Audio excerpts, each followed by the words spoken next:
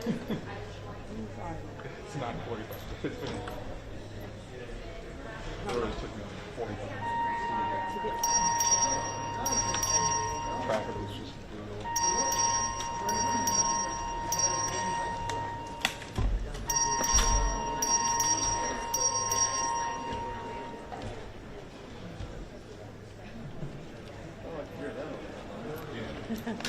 You're hearing that? Good.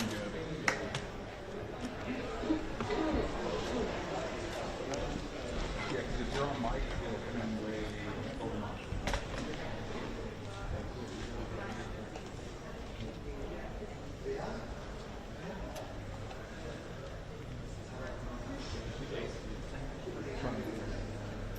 No, go ahead.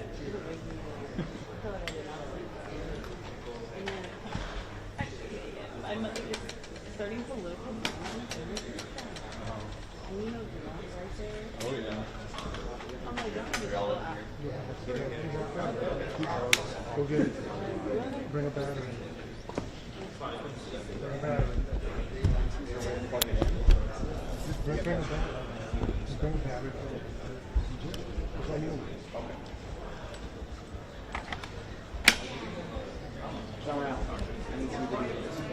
Yeah, I'm about to have it.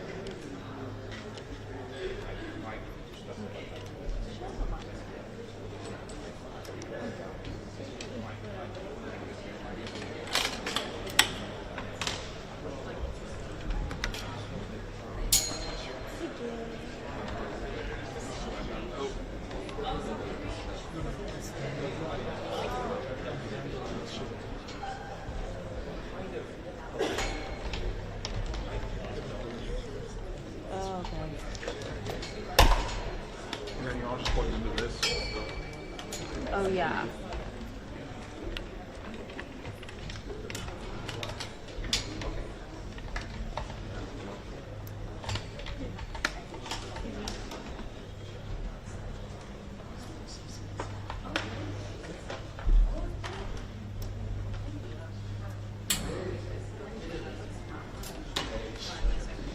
Thank you.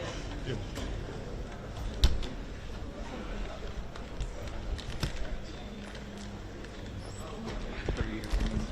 That's nice. We never had it before. We never got to connect it. XLRs, you check it.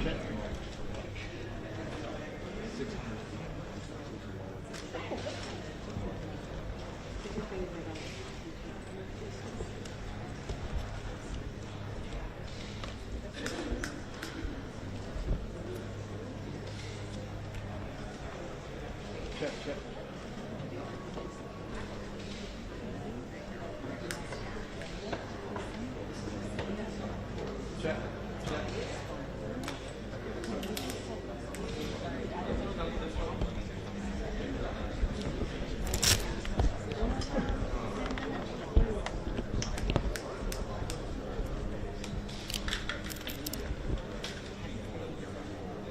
Check, just put your phone number. Yeah, just drop it in there and be like, hey, Cass, get some messages. And then just say she said thank you so much. But she didn't. Okay. I just thought, I didn't want you to just like, no, I respect me. Yeah, I got it. I'll do it. I'll put you in.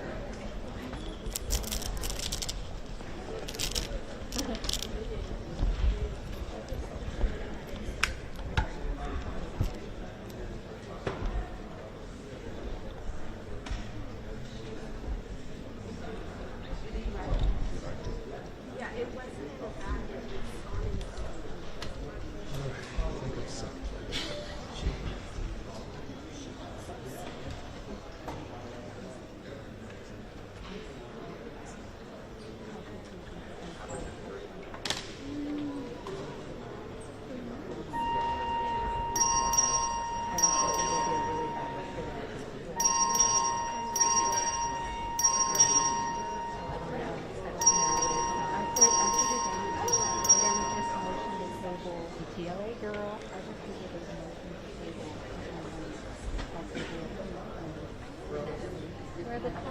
They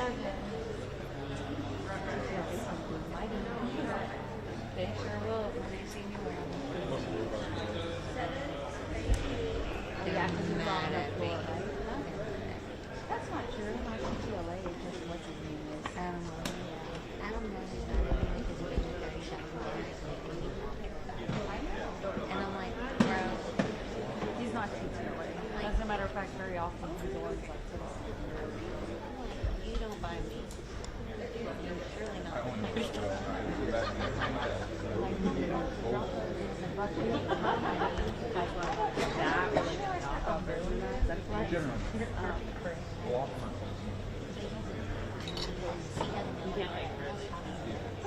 Like sometimes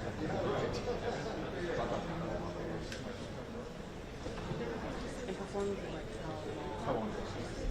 How much push? yeah, definitely.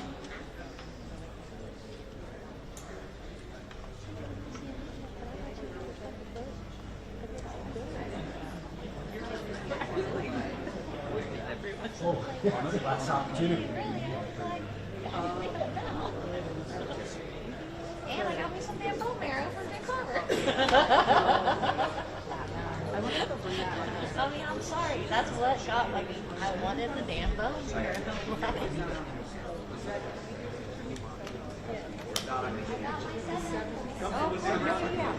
I shot it.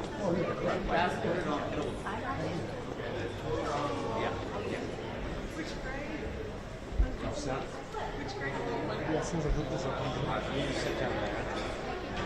So, yeah, sit down there.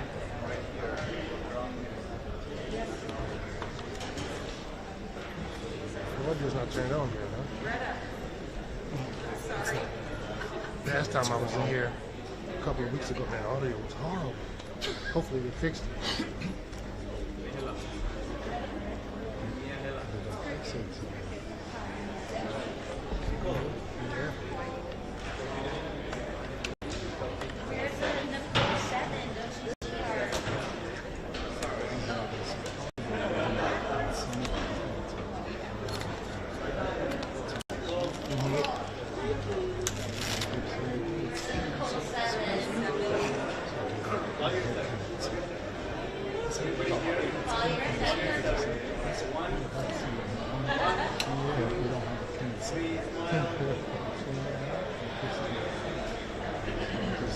I just put my hand on the stand,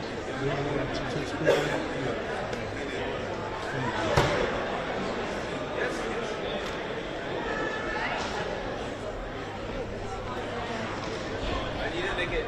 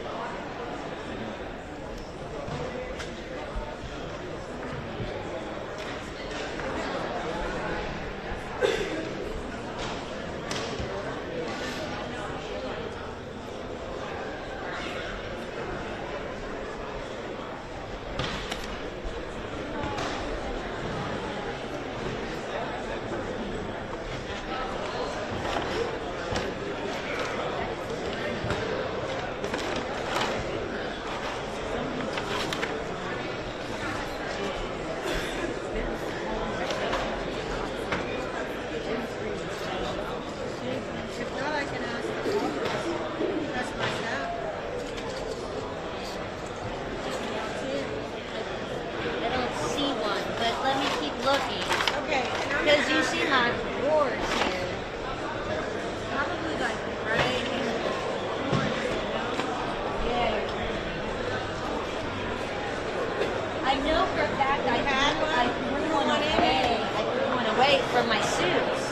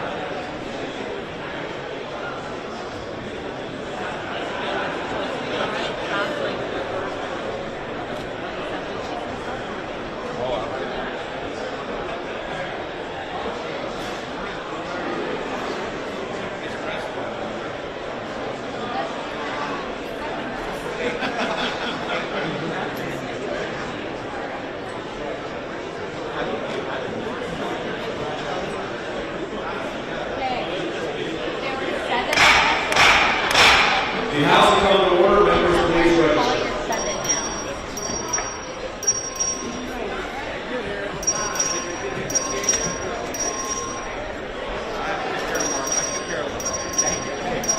I mean, I don't know where it is.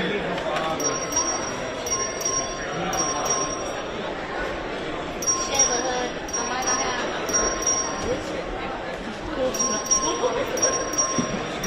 Have all members registered? You might be doing Have all members registered? A quorum is present. Members, the call of the House remains in force. The doorkeeper will walk through doors. The House and gallery, please rise to the invocation, which will be offered by Firm Carpenter, DPS Chapel.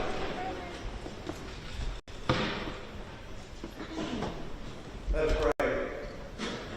Our most wonderful Father, thank you so much for blessing us and giving us this country, a country where free people can live. Father, we thank you for our great nation, and Father, help us to realize that without you, there is no real law and there is no real liberty. We ask you, Father, to please guide our lawmakers. We thank you for them. Father, thank you for them and their families. Father, we ask you to help them serve with faithfulness and integrity and humility. Father, help them to meet the challenges head on of those that create evil, Father, to do injustices, Father. Help us to meet them head on, Father. Help them to be your instruments, Father, to draw people together and helping us to be the great state of Texas. Father, we ask you to be with all of these works that they're doing, Father, all the special session opportunities that come along, and help us to use that, Father, so we would shine as a bright light. That Texas would be a bright light, a beacon, Father, throughout Texas, throughout the United States, and throughout this great world. Thank you again, Father, for this time and this opportunity. It's in Jesus' name we pray. Amen. You recognize President Ward to lead us in the pledges of allegiance to the United States and our Texas flag. Good morning, members and friends. Please join me in our pledges.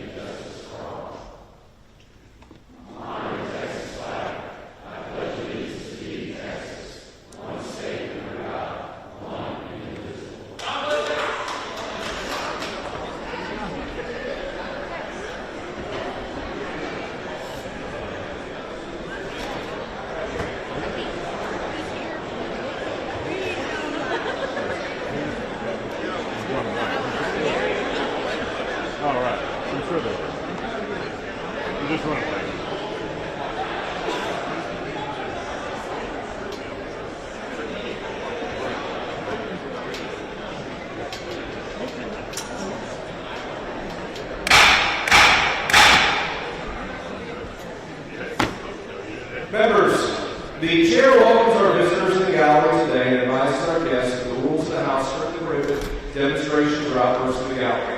If there are demonstrations or outbursts of opposition or support in the gallery, the chair will order the Sergeant at Arms to clear the gallery under the House's constitutional authority to prevent obstruction of its proceedings.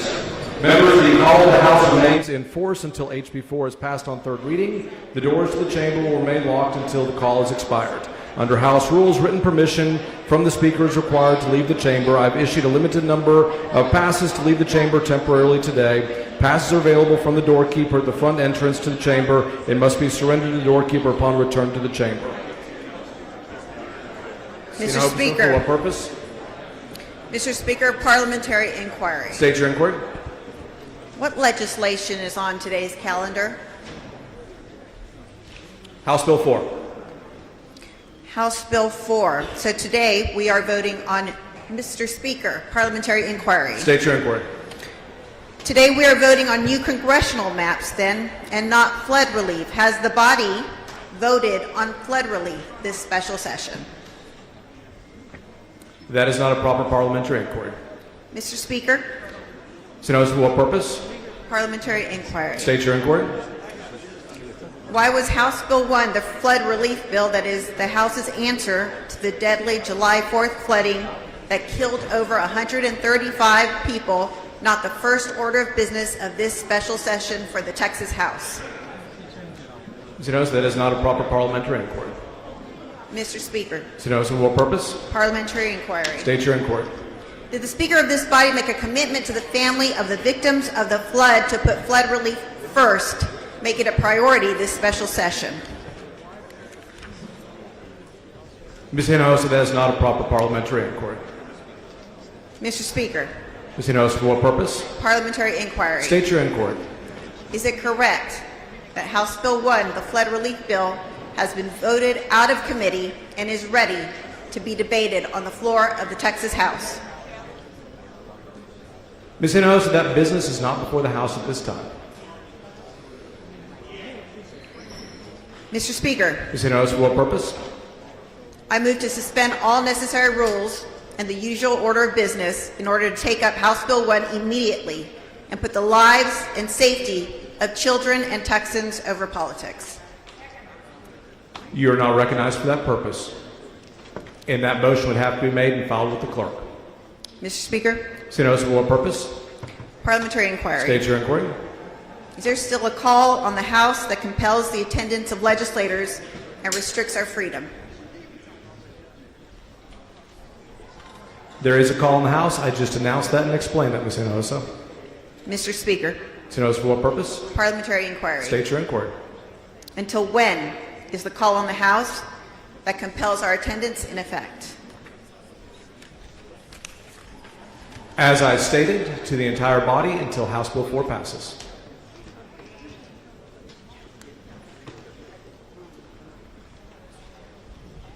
Mr. Speaker, Ms. Trostler, for what purpose? parliamentary inquiry. State your inquiry.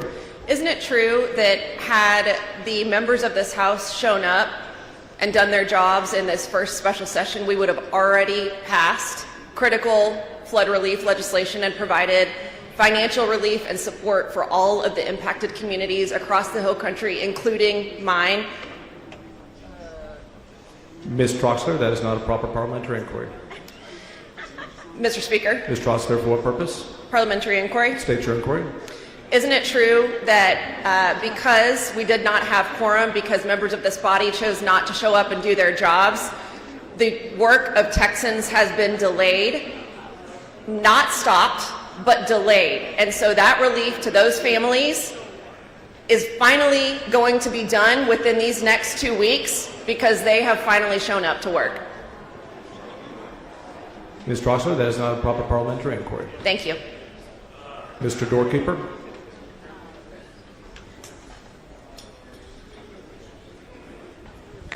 Mr. Speaker, I have a message from the Senate at the door of the House. Admit the messenger. Thank you, Mr. Speaker. I'm directed by the Senate to inform the House that the Senate has taken the following action. The Senate has passed the following measures. SB 2, Perry, relating to disaster preparedness, response, and recovery, requiring a license, authorizing fees. SB 3, Betancourt, relating to outdoor warning signs and flash flood area prone areas. SB 5, Huffman, relating to making supplemental appropriations for disaster relief and giving direction and adjustment authority regarding those appropriations. SB 6, Perry, relating to regulation of certain products, derived hemp, including consumable hemp products and hemp-derived cannabinoids contained in those products, requiring occupational licenses and registrations, imposing fees, creating criminal offenses, authorizing administrative penalty. SB 8, Middleton, relating to the designation and use of certain spaces and facilities according to sex, authorizing a civil penalty and private civil right of action. SB 10, Betancourt, relating to the calculation of the voter approval tax rate for certain taxing units. SB 11, Parker, relating to an affirmative defense to prosecution for certain victims of trafficking of persons or compelling prostitution. SB 12, Hughes, relating to the duty of the Attorney General to prosecute criminal offenses prescribed by the election laws of this state. SB 13, Middleton, relating to the use of political subdivision of public funds for lobbying activities. SB 4, Perry, relating to the provision by political subdivisions of credits against impact fees to builders and developers for certain water conservation and reuse projects. SB 15, King, relating to certain files maintained by a law enforcement agency regarding certain employees of the agency.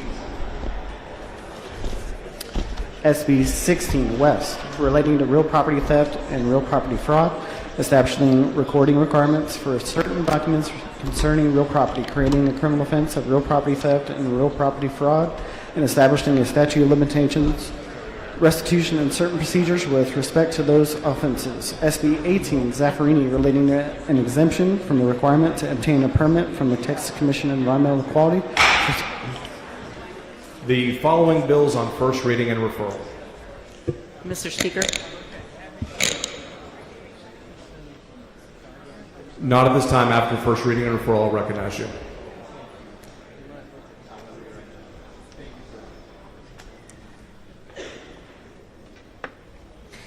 HB number 19 by Anchia, relating to the real property theft and real property fraud, establishing recording requirements for certain documents concerning real property, creating criminal offenses in real property theft and real property fraud, and establishing statute of limitation, restitution, and certain procedures with respect to those offenses, referred to the Committee on Criminal Jurisprudence. HB number 21 by Thompson, relating to the calculation of the penalty and interest incurred on a delinquent ad valorem tax, referred to the Committee on Ways and Means. HB number 26 by Oliverson, relating to the funding of, contracting with, and employment for law enforcement agencies in certain counties, referred to the Committee on Intergovernmental Affairs.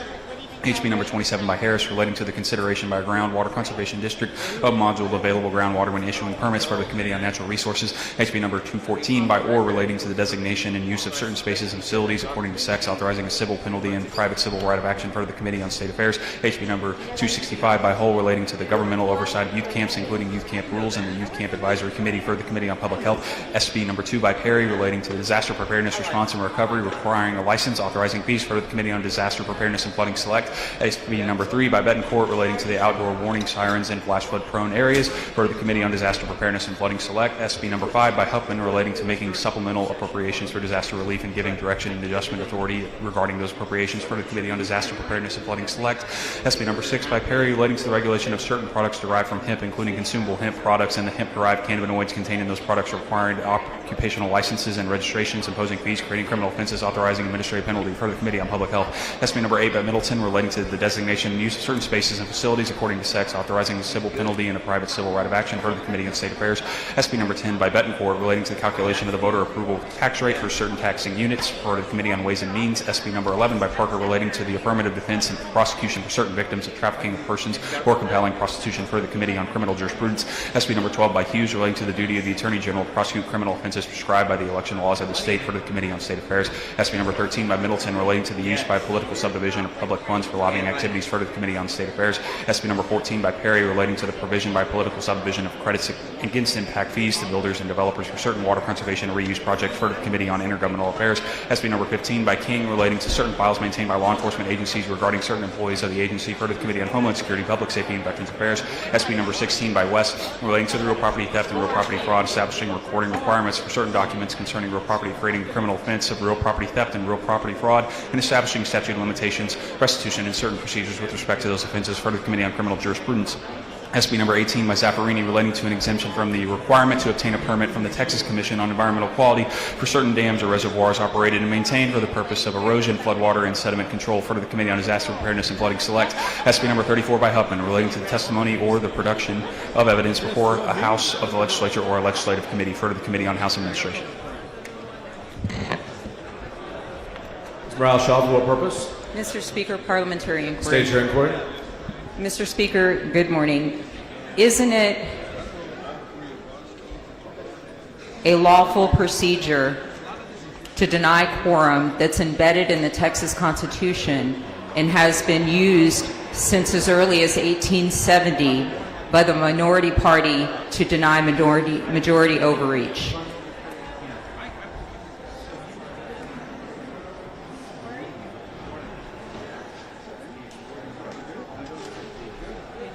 That is a hypothetical inquiry. The chair does not respond to general questions about rules or procedure. Mr. Speaker. Ms. Morales-Shaw, for what purpose? Parliamentary inquiry. State your inquiry. Isn't it true that Governor Abbott declared an emergency on July 4th for the Kerr County floods? That is not a parliamentary inquiry. Mr. Speaker. Ms. Morales-Shaw, for what purpose? Parliamentary inquiry. State your inquiry.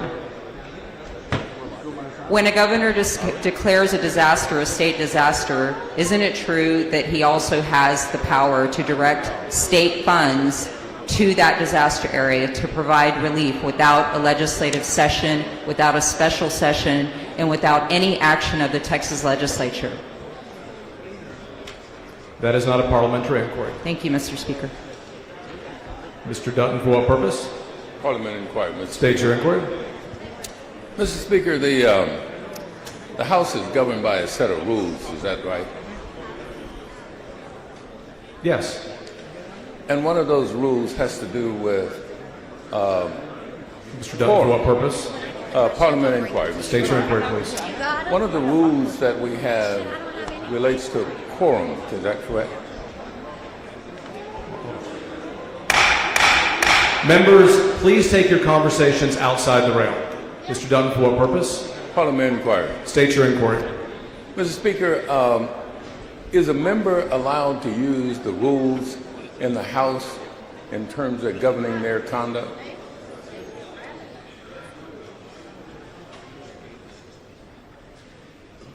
Mr. Dutton, the chair does not respond to either hypothetical inquiries or general questions about the rules of the House. Parliamentary inquiry, Mr. Speaker. Mr. Dutton, state your inquiry. Is one of the rules related to quorum requirements? Mr. Dutton, as previously stated, the chair does not recognize or does not respond to general inquiries about the House rules. Mr. Speaker, parliamentary inquiry. Mr. Dutton, state your inquiry. Does the Constitution trump our rules? Mr. Dutton, the chair does not respond to general inquiries. Well, specifically, Mr. Speaker, parliamentary inquiry. State your inquiry. Does the Constitution limit the ability of members to be arrested?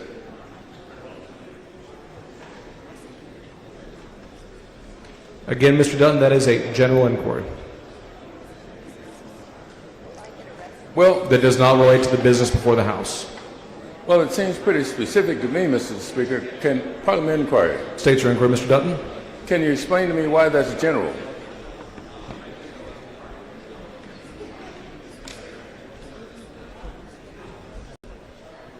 There is no item of business before the House, and your inquiry does not relate. I'm sorry, I didn't understand you, Mr. Speaker. There's no what?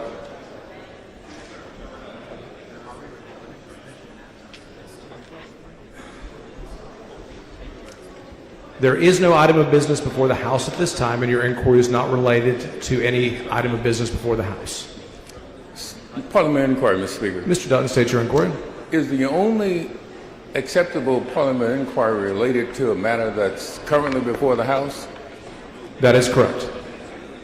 Parliamentary inquiry, Mr. Speaker. Mr. Dutton, state your inquiry. So any other parliamentary inquiry would be unacceptable.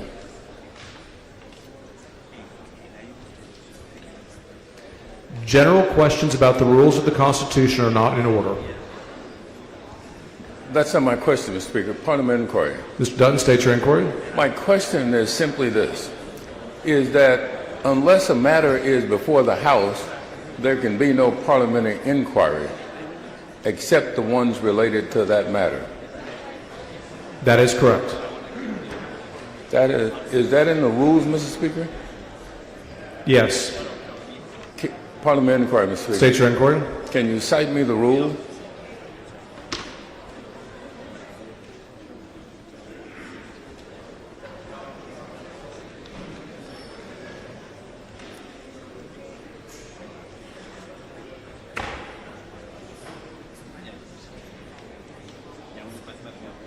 It is the explanatory note following Rule 1, Section 9. Parliamentary inquiry, Mr. Speaker. State your inquiry. I don't have my rule book. Could you read the rule to us? You're welcome to come down front and we'll get you a copy. And Section 9, is that what you said, Mr. Rule 1, Section 9? Rule 1, Section 9, explanatory note 4. Explanatory note 4. Page 10 of your manual. Parliamentary inquiry, Mr. Speaker. State your inquiry. The explanatory notes govern the rules in this House? Yes. Thank you, Mr. Speaker. That's bullshit. Ms. Mr. Hinojosa, for Speaker, what purpose? Parliamentary inquiry. State your inquiry. If I attempt to leave this chamber today without signing a permission slip, am I subject to arrest by the government?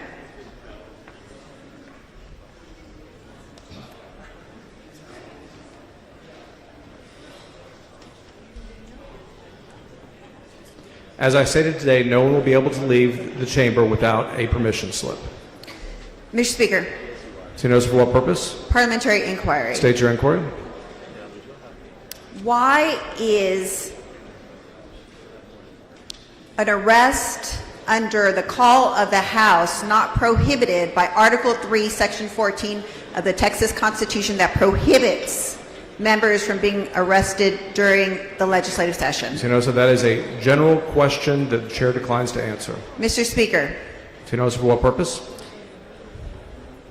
if I attempt to leave this floor today with this call of the House on me, why am I not protected from arrest by Article 3, Section 14 of the Texas Constitution that prohibits the arrest of members during the legislative session? That is a hypothetical and general question. As previously stated, the chair declines to answer those. Mr. Speaker, Ms. Hinojosa, for what purpose? can I walk out right now of this House without being arrested, or am I protected by Article 3 of Section 14 of the Texas Constitution?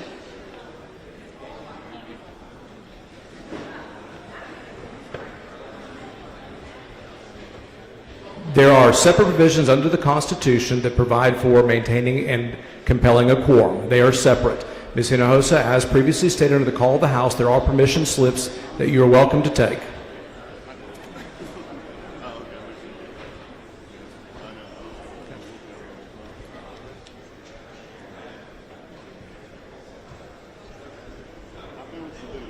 Mr. Lord, for what purpose?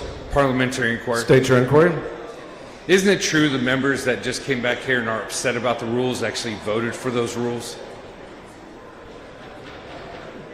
That is not a proper parliamentary inquiry. Thank you. Chair lays out on second reading House Bill 4. HB number 4 by Hunter, relating to the composition of the districts for the... Back up, members. Mr. Guerin for a motion. Thank you, Mr. Speaker and members. Mr. Speaker, I move that the House grant permission for all committees and subcommittees to meet while the House is in session through and including Monday, August 25th, pursuant to their committee postings. I move passage. Members, you've heard the motion. Is there any objection?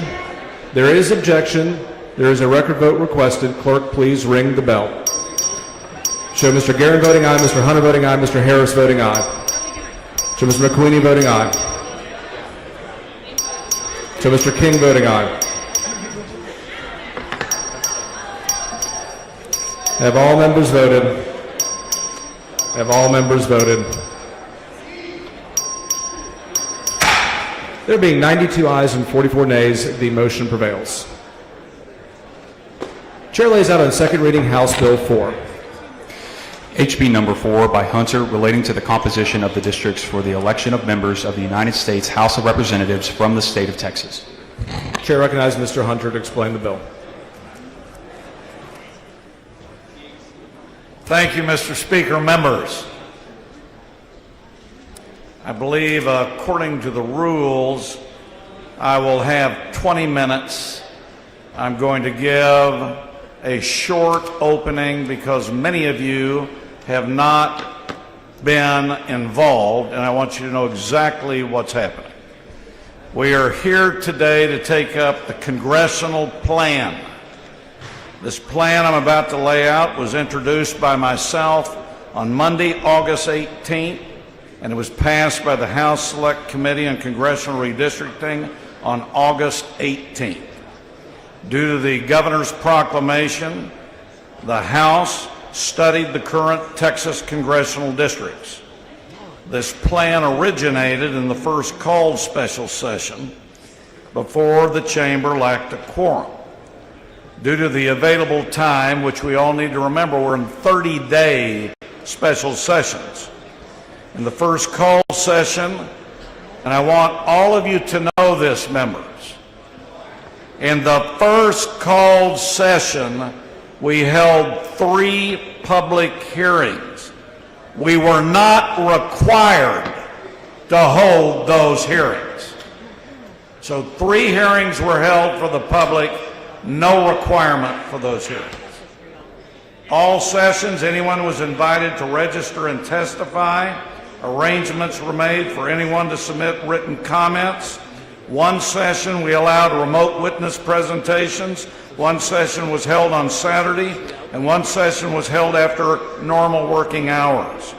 All members of the committee were offered the opportunity to state their views, question. Other interested of the members of the House were allowed to attend and participate. After the public hearings during the first call special, the committee held a 12-plus hour hearing to allow further testimony once the plan was introduced. All sessions were live streamed and recorded, and Red Apple was open for use. As well, at these hearings, we heard testimony from a number of members and witnesses, including Congress. At the outset, it's important to note that redistricting can be done at any point in time. Let me repeat that, members. Redistricting can be done at any point in time. And I want everybody to know this. You want transparency? Here's the U.S. Supreme Court legal transparency. The underlying goal of this plan is straightforward. Improve Republican political performance. Now, when drawing congressional districts, we have to look at them a little different when it comes to population requirements. We have to draw districts with population as nearly equal as possible to the ideal district size. This is different than when you do state legislative districts. The ideal size for a congressional district is about 766,987. The plan before you meets the population requirements for one person, one vote under the U.S. Constitution. If somebody proposes an amendment, they will need to meet the same requirements. We are allowed to draw congressional districts on the basis of political performance as recognized by the U.S. Supreme Court in Rucho versus Common Cause. These districts were drawn primarily using political performance to guide the redrawing of districts. Also, the Fifth Circuit in Petaway versus Galveston indicates that the law has changed. The court held that Section 2 does not require us to draw coalition districts. So giving partisan political performance as an acceptable reason and clarification from these courts, we have redrawn the congressional map with that emphasis. Another important law is the Voting Rights Act. Although race cannot be the predominant factor in drawing maps, Section 2 of the Act prohibits enactment of any plan that restricts minority citizens from having an opportunity to elect their preferred candidate of choice if certain circumstances exist. This plan includes political considerations, public testimony, recognition of population growth, and recent changes in voter trends. Now let's talk about this map. 37 of the 38 congressional districts have changed to some degree. The primary changes are focused on only 5 districts for partisan purposes. It is important to note, please note, members, 4 of the 5 new districts are majority minority Hispanic, what we call CVAP districts. That's a citizen voting age population. Each of these newly drawn districts now trend Republican in political performance. While there's no guarantee of an electorate success, Republicans will now have an opportunity to potentially win these districts. The 5 new districts we have: CD9, 50.15%, what we call Hispanic citizen voting age population, that's HCVAP. CD28, which is approximately 86.72% HCVAP. CD32 remains a non-minority district. CD34, 71.93% HCVAP. CD35, 51.57% HCVAP. This also improves political performance for Republicans in districts CD2, 8, 9, 17, 22, 38. Some data points in comparison to 2021. In 2021, there were 9 Hispanic majority age districts. In this plan, there are 10 Hispanic majority age districts. In the 2021 plan, there were 7 Hispanic citizen voting age districts, and under this plan, there are 8. There are no black CVAP districts under the 2021 plan. In the proposed plan, there are 2 majority black CVAP districts. CD18, 50.71% black CVAP compared to 38.99% in 2021. CD30, 50.41% black CVAP, 46% in 2021. In the Harris County, Houston area, there are currently what they call 2 coalition districts and 1 Hispanic CVAP district. In the proposed plan, CD18 becomes a new black CVAP district, CD9 becomes a new HCVAP district, and CD29 becomes a majority Hispanic VAP district. That's voting age population, which should continue their political performance. CD9, 50.15% HCVAP, CD18, 50.71% black CVAP, CD29, 43.45 HCVAP, and 32.69% black CVAP, all surrounding Republican districts to continue to perform for the Republicans. This is a good plan. I urge its adoption. Mr. Speaker, members, according to the U.S. Supreme Court, you can use political performance, and that is what we've done. I'll answer questions. Mr. Romero, for what purpose? Ms. Thompson, for what purpose? Mr. Speaker, does the gentleman yield? Gentleman yield for questions? Yes. Gentleman yields for questions. Mr. Chairman, who decided that these should be changes made from the introduction version of this bill? Who decided the plan? Who decided that there should be changes made from the introduction version of the bill? I do not know who decided, but it had been discussed since April that congressional redistricting could be an issue, especially with the new case law and the new population trends, and I made the decision that I would file this bill. Mr. Chairman, when the first call session, special session, the committee produced a bill where they had indicated there would be 5 new congressional districts for Republicans. Subsequently thereto, a second special session was called. Upon meeting of the committee, there was a vote taken on an amended part of a bill that had been previously voted out on the first special session of this year.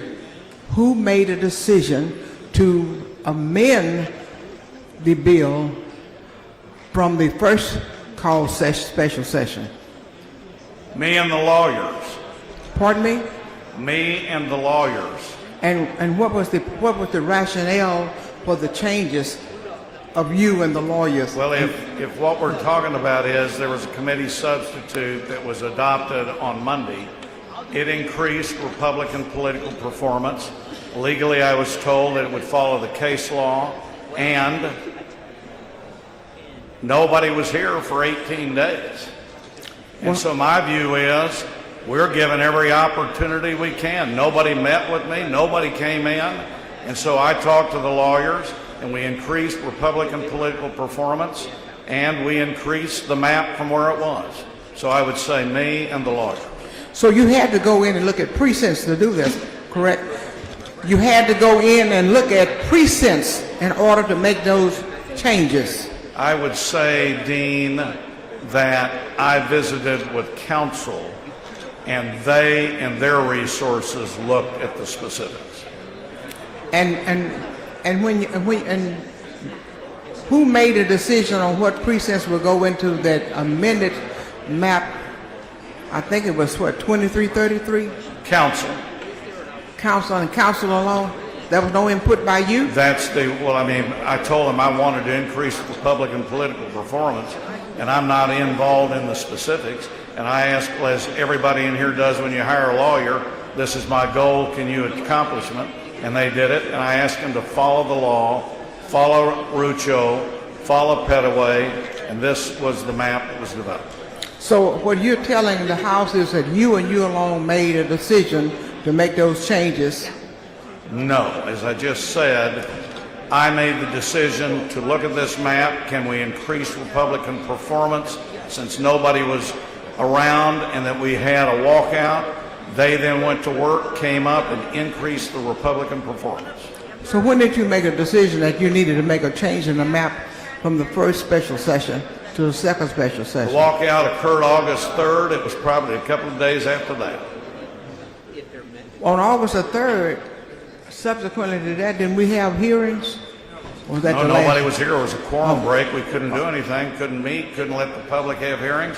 Nobody could meet with me. Nobody could provide an amendment. So we had to just do things on our own. So there were no input. I think what you're telling me is there was no input by the speaker. There was no input by the lieutenant governor. There was only input by you and the person that you indicated helped you draw the changes, and you alone made a decision that there should be some changes to the map that was a part of the first special session. That's not what I said. I said... Oh, I'm so sorry. What did you say then? I said exactly what you know I said. No, I don't know what you said. Yes, I did. If you've been here for 18 days, you would have known.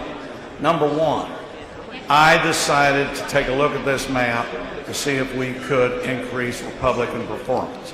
I can tell you, a lot of people wanted to increase Republican performance. I can't tell you everybody that has raised that issue. I went to the lawyers, said we have a plan, can we increase it, and would it be legal? They said they would look at it, came back and told me this plan is legal. Well, based upon the testimony that I think that the committee held, the 3 hearings, based upon the testimony that we heard, based upon what was supposed to have been submitted as written testimony, it is my understanding that there was a 100-to-1 not to make changes in the maps. Am I missing something? Yeah, you missed 88 Republican members that didn't get an opportunity as well either. But Mind you, you held public hearings, Dean, that were not required. The chairman of the committee decided to include the public. I'm glad he did. But just because certain groups come in, and if you remember, there was certainly a lot of publicity that I can't remember the source yet, but I think can be checked, that there were certain third-party organizations paying and getting field advisors to come into these hearings to take a political stance. So if they're going to use the political under Rucho, so can we. But were the 88 members who are members of this body denied the right to come and testify before that committee? No, but they've been here the whole time, and they have been wanting to move this. I'm just glad I'm able to get this particular plan, because it may get reviewed again. Were their constituents denied the right to come and participate in the hearings? What's that? I couldn't- Were their constituents denied the right to participate in those hearings? That I don't know, because I just presented the bill. I don't know. Were their constituents denied the right to submit their opinion or testimony to the committee? I don't think so, but again, I was just presenting the bill. That was not my function. But you made the statement that they were not a part of it. I didn't say they were not important. In fact, in the hearing, as you recall, I made a big statement that I thought they were important, and even though there was opposition, I was glad they came, and some of the information in this map came from those hearings. So I disagree with you 100%. I'm glad we did the hearings. I'm glad we got the input, and I'm glad that a lot of people submitted it in writing. So absolutely it was taken in. Just because somebody agrees or disagrees with me doesn't mean that I'm not going to listen. And in fact, I offered at the hearing for members to come visit with me and members to come talk with me. And if they needed to bring somebody in, that they could. I did hear from some Republicans. Well, to agree and disagree is a part of our democratic process. Absolutely. Okay, and they did have an opportunity if had they wanted to come. Yes, I do agree that they have. Mr. Chairman, let me draw your attention to Congressional District Number 9. I noticed in the Congressional District Number 9, in your amendment 2333, you discussed in committee that your map draws this to be a Hispanic majority district. Is that correct? Are you talking about the bill that is right here today? Yeah, I'm talking about that amendment that was voted out of committee. Well, we didn't do an amendment. We did a committee substitute. The substitute. Okay. Yeah. Yes. And I think the number was 2333. I think that's the map number is Plan C 2333. Yeah, that's the one we own. That's what I'm talking about. And you indicated today that you all reconfigured that to be a Hispanic majority district, correct? We said that Hispanic CVAP under the committee substitute would be 50.15%. And you have said in your brief that the Latino population in Texas support Republicans. That said that in your brief. In my brief. Then you say that I've heard you say that the Latinos seem to tend to support Republicans. Well, not me, but I certainly welcome all of them being a South Texan, and I do think political performance and trend is going that direction to support Republicans, absolutely. But well, I don't know what you mean. I don't think I said somebody preferred. I think there is a political performance that's showing preference to certain Republicans in different regions of the state based on everybody. And are you talking about the racial polarization analysis? Well, I don't know what you mean by racial polarization analysis. I know about data that was done by HCVAP, HVAP, Black CVAP, and Black VAP, which is a little bit different. That's what I'm relying on. Well, this is analysis that is normally utilized when they're drawing to see what is the performance of different race. They're looking at dilution and inclusions and things of this nature. And they show that in CD9, the person that you pulled in have more of a tendency to vote Democratic than Republican. And pulling in that percentage of Latinos in Congressional District 9, the new configured District 9, will show that if they are a part of that congressional district, that their voting power may be diluted. Are you aware of that? I'm not real clear on that. I don't think there's a dilution. Political performance is what this is. CD9, the Hispanic CVAP, is 50.15%. It's a new Hispanic CVAP. The Liberty County is now in CD9. There does show in this CD Republican partisan performance. Previously, though, CD9 was not a majority of a single group. So now they are. Gentleman's time has expired.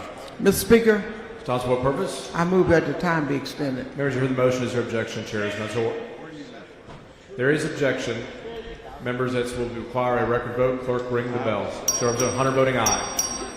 So Mr. Massoud voting aye. Mr. Tinderholt voting aye. Mr. Alcott voting aye. Show the Speaker voting aye. Lopez voting aye. Toth voting aye. Swanson voting aye.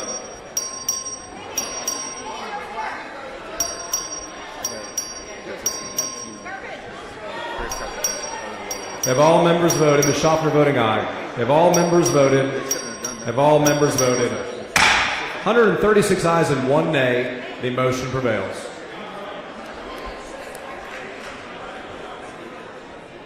Mr. Chairman. Yes, ma'am. May I know some of my colleagues, other colleagues have questions to ask you, but I want to continue asking maybe a little later. I'm going to let some others ask questions. Mr. Speaker. Mr. Romero, for the purpose? Does the gentleman yield for questions? Gentleman yield for questions? Yes. Gentleman yields for questions. Chairman Hunter, I'm a little troubled. I've never heard anyone say in this body, and you've certainly been here a lot longer than I have, but for you to say that you're not required to have hearings, I understand that may be a fact, but I don't understand that to be Texan. I don't understand that to be something that we would not welcome opinions of the public. And yet we did hold 3 public hearings. So with all due respect, Mr. Chairman, when you say that this was just you and the lawyers, what would you tell any Texan? Because I believe every person that testified under oath. Is that correct? That I don't know. I hope they did. Well, if they registered to testify before any committee in this House, they do have to register under oath that what they say is true and correct. Is that correct? I follow the House rules like you, but you're asking me a personal question. I don't run the committee. I'm sure Mr. Vasut did everything accurately, but you're asking me beyond my role. And that's where I'm troubled, Mr. Chairman, is that that someone would come down, affirm that everything that they're going to say is true and correct, and then to hear now you say that they're not required, didn't have to happen, and that you did this with you and your lawyers and you gave them instructions, means to the public they really don't have any reason to come to this great building that we serve in with so much history, because they won't be heard. But I 100% disagree, and I get the right to respond. Number one, I 100% disagree with you. Number two, and you're not going to like this, but for 18 days, things could have happened. You all chose to walk out. To me, you damaged the process. You kept people away. You kept work from being done. Don't use that as an excuse to belabor this bill. Two, legally, and I'm talking legally, we didn't have to do hearings. I just said Chairman Vasut asked for hearings. I supported him on those hearings. I sat in a hearing in addition for 12 plus hours. I am glad we did hearings. And I also encouraged all members and anybody that they wanted to come visit with me. And sir, for 18 days, certain members did not. And so to come up here and say public don't matter, they absolutely matter. And by gosh, you're forgetting political performance. That political performance, Republicans do matter, and they're in this bill. Well, let's talk about and the U.S. Supreme Court says we can do that. Let's talk. I'm going to ask you a series of questions. As you know, the population growth in Texas has been, over the last 20 years, has been almost half of that has been Latino population growth. So, Mr. Chairman, did you do any analysis or review whether voting is racially polarized in Texas before, during, or after the drawing of this map? And if you did, can you tell me what districts of the new maps are located in areas where racially polarized voting exists? Representative, I'm going to give you the answer that I gave in committee so I'm consistent. One, I work with counsel. Just like your opposition groups are working with counsel against this plan. So you never asked counsel? Well, let me finish. So counsel told me that they had checked everything legally, did everything analytically, and absolutely assured me this bill is proper form and legal. So if the polarization that you're asking about, I'm certain that they did all that analysis, but I relied on them. I don't have the specific knowledge. So you're certain, that makes me feel comfortable, that you might have directed them to include racially polarized voting. So what analysis of Latino voter preferences did you conduct before drafting any of the districts in this plan? So what I just said is I asked council to look at increasing political performance and to follow all rules, regulations, laws to make sure that what was proposed was legal and proper. What they did specifically, I don't know. So do you agree that racially polarized voting exists in Texas? From a legal standpoint, I think that's a debatable in the courtroom, and I'm not able to tell you that now. Is race different in certain areas of the state and how people treat each other? Absolutely.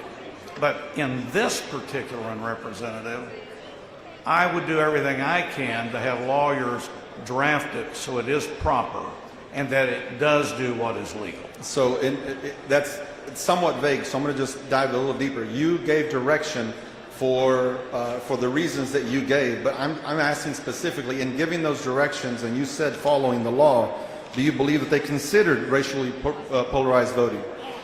Do I have personal knowledge? The answer is no. Do I believe that they checked every box, checked every law? The answer is yes. I have huge respect for the lawyers. Mr. Chairman, does the Federal Voting Rights Act require the creation of any Latino majority congressional districts in Texas? I do know that when you talk about coalition districts, which that's not my question, Mr. Chairman. Yes, with all due respect. Yes, it is. Disrespect, you're not letting me answer. I don't agree with your question. You said a mandate on Hispanic. That does impact coalition districts. It does impact the issue of majority. And the Fifth Circuit in Petaway says you're wrong. Now, number two, is there a specific requirement? 4 out of the 5 brand new congressional are Hispanic. 4 of the 5 are Hispanic majority. Mr. Chairman, does the vote... But if there's a requirement, I'd have to ask counsel. So the answer to the next question, does the Federal Voting Rights Act require the creation of any black majority congressional district in Texas? And I believe your answer is you don't know. No, I would do what you and 90% of the people on this floor that have lawyers that have created the lawyer annuity plan in redistricting. You all go to your lawyers to get them to give you a response. I go to my lawyer to get a response. So if there's a legal question, I would go to them and they would give me the information. And I do believe that when I talk to my lawyers, I give them direction, clear direction. I don't say follow all the laws, especially given when we're talking about the population growth, the growth of our state, and where it's come from. Mr. But Chairman, I disagree now, sir. That wasn't a question. No, you're not supposed to make statements. You make a statement, I get to respond. You just said you don't tell them to follow all the laws. I absolutely do. Okay. I tell them to follow all the laws. Mr. Chairman, are you aware of any additional DOJ communications to the state of Texas through the governor's office, AG's office, or otherwise regarding unlawfulness of the current congressional map? I am aware through the committee process that there was a Department of Justice letter. I've had no communication with Department of Justice. I have no communication with the governor's office about that. I've had no communication with anybody about that except general members in the committee process. Mr. Chairman, are you aware if the DOJ has threatened any enforcement proceeding or action since the initial DOJ letter to Governor Abbott? I have no specific knowledge on that. Mr. Chairman, do you believe in the Dallas-Fort Worth region where I'm from that there should have been a Latino majority district created? And do you realize that there is no Latino majority district in Tarrant County? Well, there is in the North Texas area. But if you're trying to split it up, for example, Houston, are you talking about under the new 5? Thank you, Mr. If you're talking about under the new 5, it's Houston, Valley South, Dallas area is a brand new district, Coast South, San Antonio. So those were the areas that the new 5 are, if that's what you meant to ask. Thank you, Mr. Chairman. The gentleman's time has expired. Mr. Speaker, Mr. Turner, for what purpose? move to extend time. An extension of time at this point requires unanimous consent. Is there any objection to the extension of time? There is an objection. There Mr. Speaker. No extension. Yes, sir, Mr. Turner. But for what purpose? Mr. Turner, for what purpose? In light of the fact that House Bill 4 is, if passed, is going to affect the federal representation of more than 30 million Texans for the rest of this decade, would the body reconsider any objections to one more extension of time, please? Mr. Turner, there was an objection, therefore the time cannot be extended. May I make another motion so members may reconsider their objection? Yes, sir, you might. Mr. Speaker. Members, is there any objection to the extension of time at this point? There are objections, so it will not be extended, Mr. Turner. Mr. Speaker, parliamentary inquiry. Mr. Turner, state your inquiry. Could my motion be put to a record vote, please? And the record vote is not necessary. It only takes one objection, and there is more than one. There has been more than one objection expressed to the speaker at this point. If a record vote, Mr. Speaker, parliamentary inquiry. State your inquiry. If a record vote has been requested by one or more members, is it not the custom of the House to grant a record vote?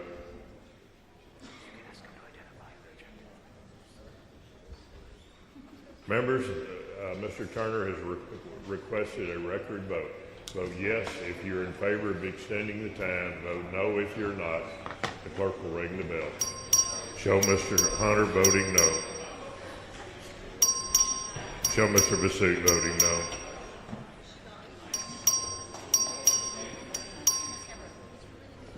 Have all members voted? Have all members voted? There being 52 ayes and 82 nays, the motion for record vote fails. The time is not extended.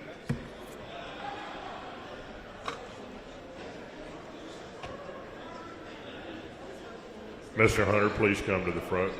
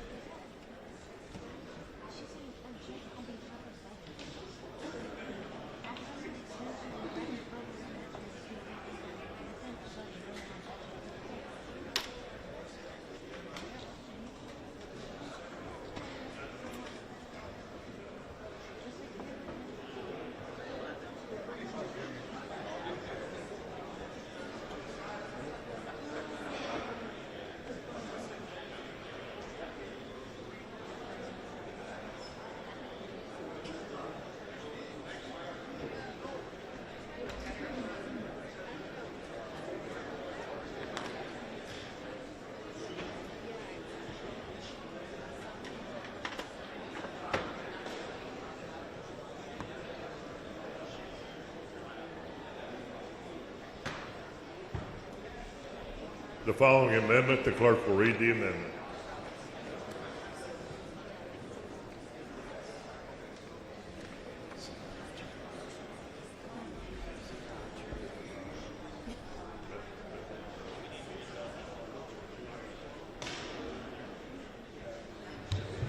Amendment by Turner. Chair recognizes Mr. Turner to explain the amendment. Thank you, Mr. Speaker. Members, this amendment strikes the enacting clause of House Bill 4. And I offer this amendment because House Bill 4 is an illegal and racially discriminatory congressional map. And this body has no business passing it. Members, let me remind you, legislative seats, be they in this chamber, in this building, or in Washington, D.C., do not belong to politicians. They belong to the people of Texas. They belong to the families who are rebuilding from the Central Texas floods last month, to the Texans who are being crushed by high costs, working families choosing between groceries, rent, or a doctor's visit. They belong to the people of Texas, the very people each one of us has been sent here to represent. We would do well to remember that today. But today, there aren't any bills on this floor for flood relief, no bills for tax reform, no bills to lighten the burden for Texas families.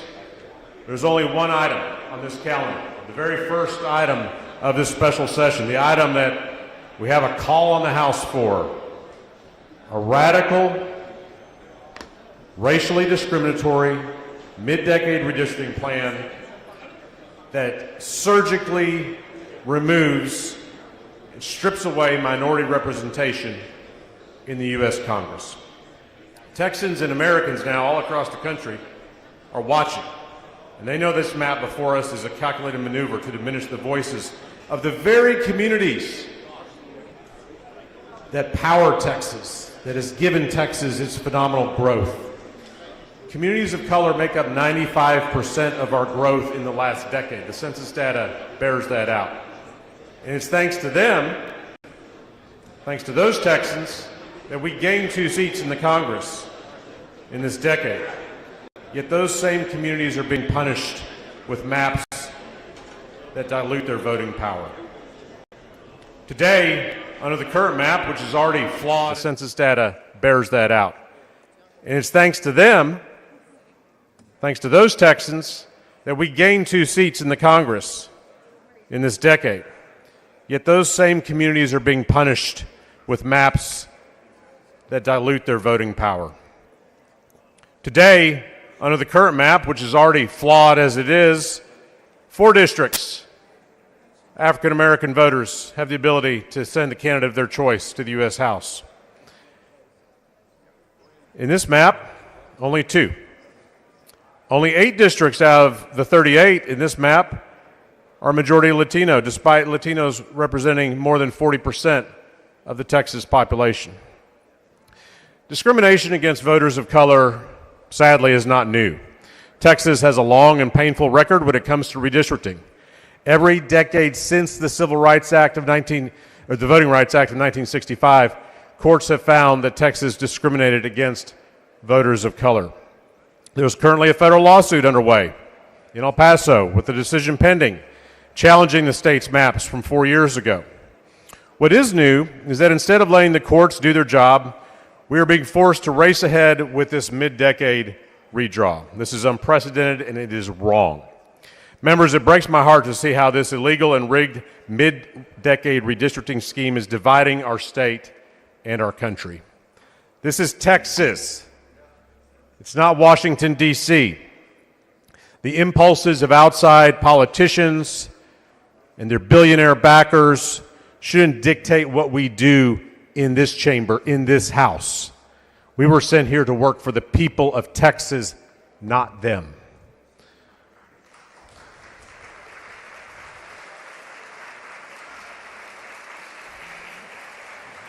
Members, we are at a turning point for our democracy. If we allow cheating, and that's what this is, it's cheating, elections will no longer reflect the will of the people. In a democracy, people choose their representatives. This bill flips that principle on its head, letting politicians in D.C. choose their voters, and that is un-American. Members, the American dream still holds promise for each of our families, each of our constituents that we were sent here to represent. But if we sell out our democracy to D.C. bosses by handing them the 5 congressional seats that they have demanded, our children and grandchildren may only get to see the remnants of this democracy. So to Texans of every political stripe, if you believe in a government that responds when you need it most, this is not a solution for any of our problems. Members, it is not too late.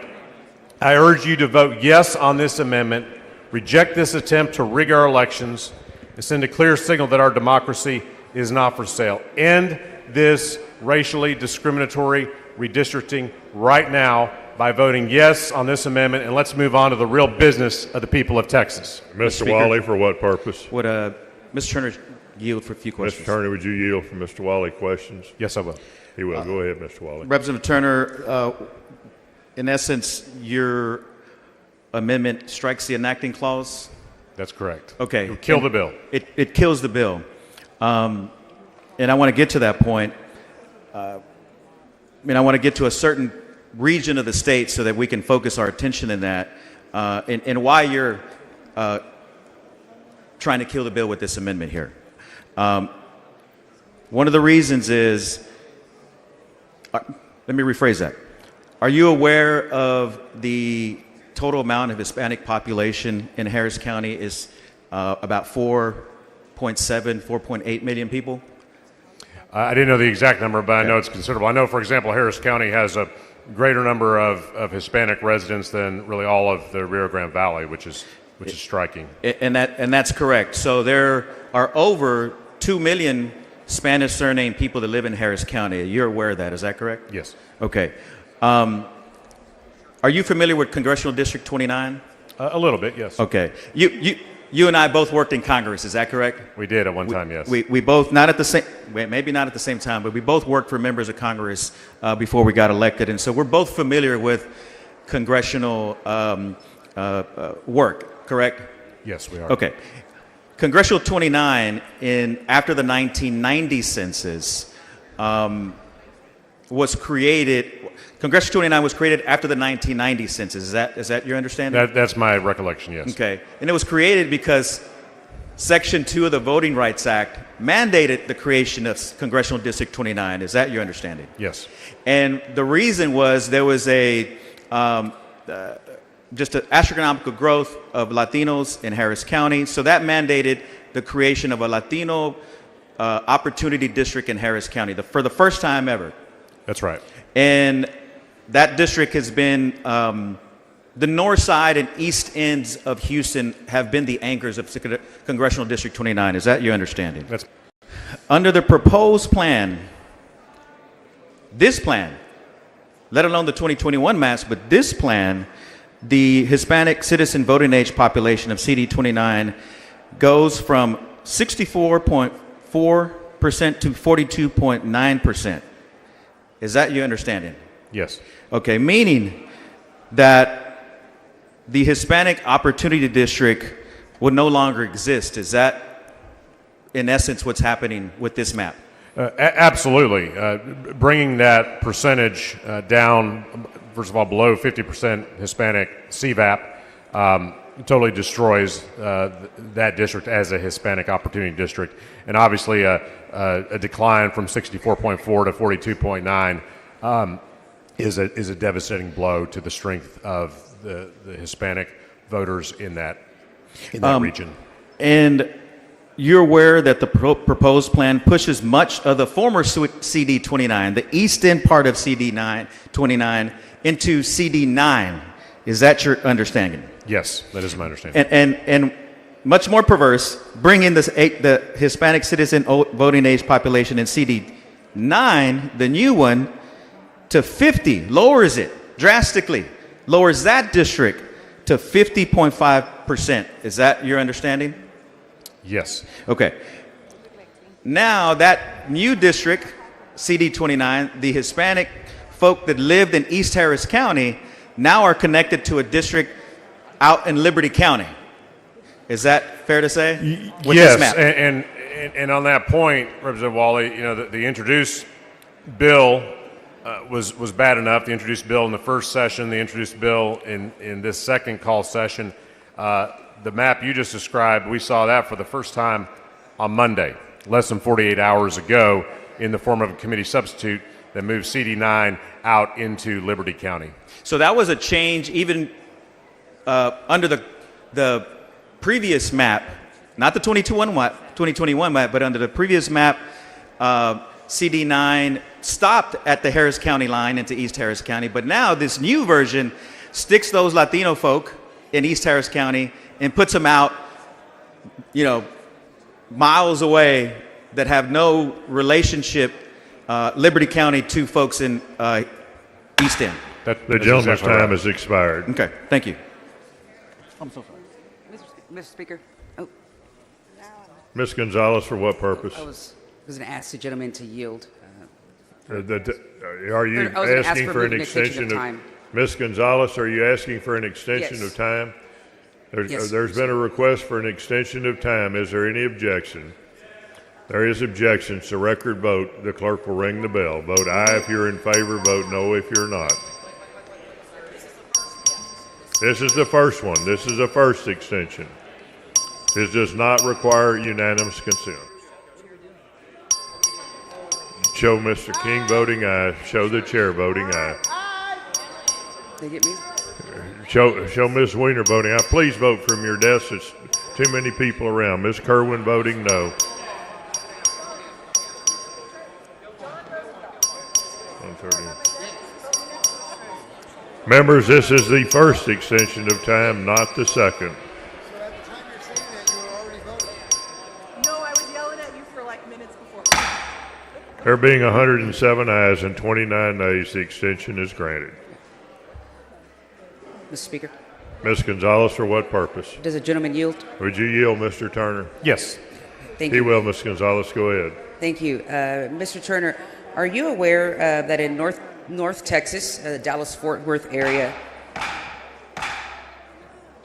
Members, please take your conversations outside the rail. thank you. Mr. Turner, are you aware that in North Texas, the Dallas-Fort Worth area, there are no Latino opportunity districts? Yes, I'm aware of that. Do you believe that it's fair for a region with roughly 1.7 million Latinos to have zero representation in the U.S. House? It is absolutely not fair. Isn't it true that a Hispanic Opportunity District could have been drawn in the past 2 decades in Dallas County but was not? You're absolutely right, Representative Gonzalez. And in fact, members, including myself and Chairman Anchia and others, proposed maps that did exactly that in 2021 to create a Latino Opportunity District in Tarrant and Dallas counties, but the majority rejected that opportunity to do that.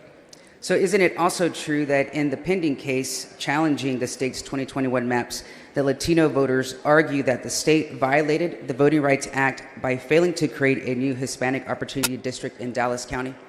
Yes, they have argued that, and that case is still pending before a 3-judge federal panel based in El Paso. And would CD 33, under the proposed plan, still be considered a coalition district?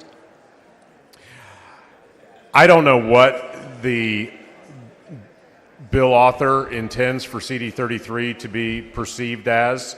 What I do know about CD 33 is that for the last 13 years, since 2012, that has been a majority-minority opportunity district that spans from Tarrant County to Dallas County, or from Dallas County to Tarrant County, if you prefer, being from Dallas County.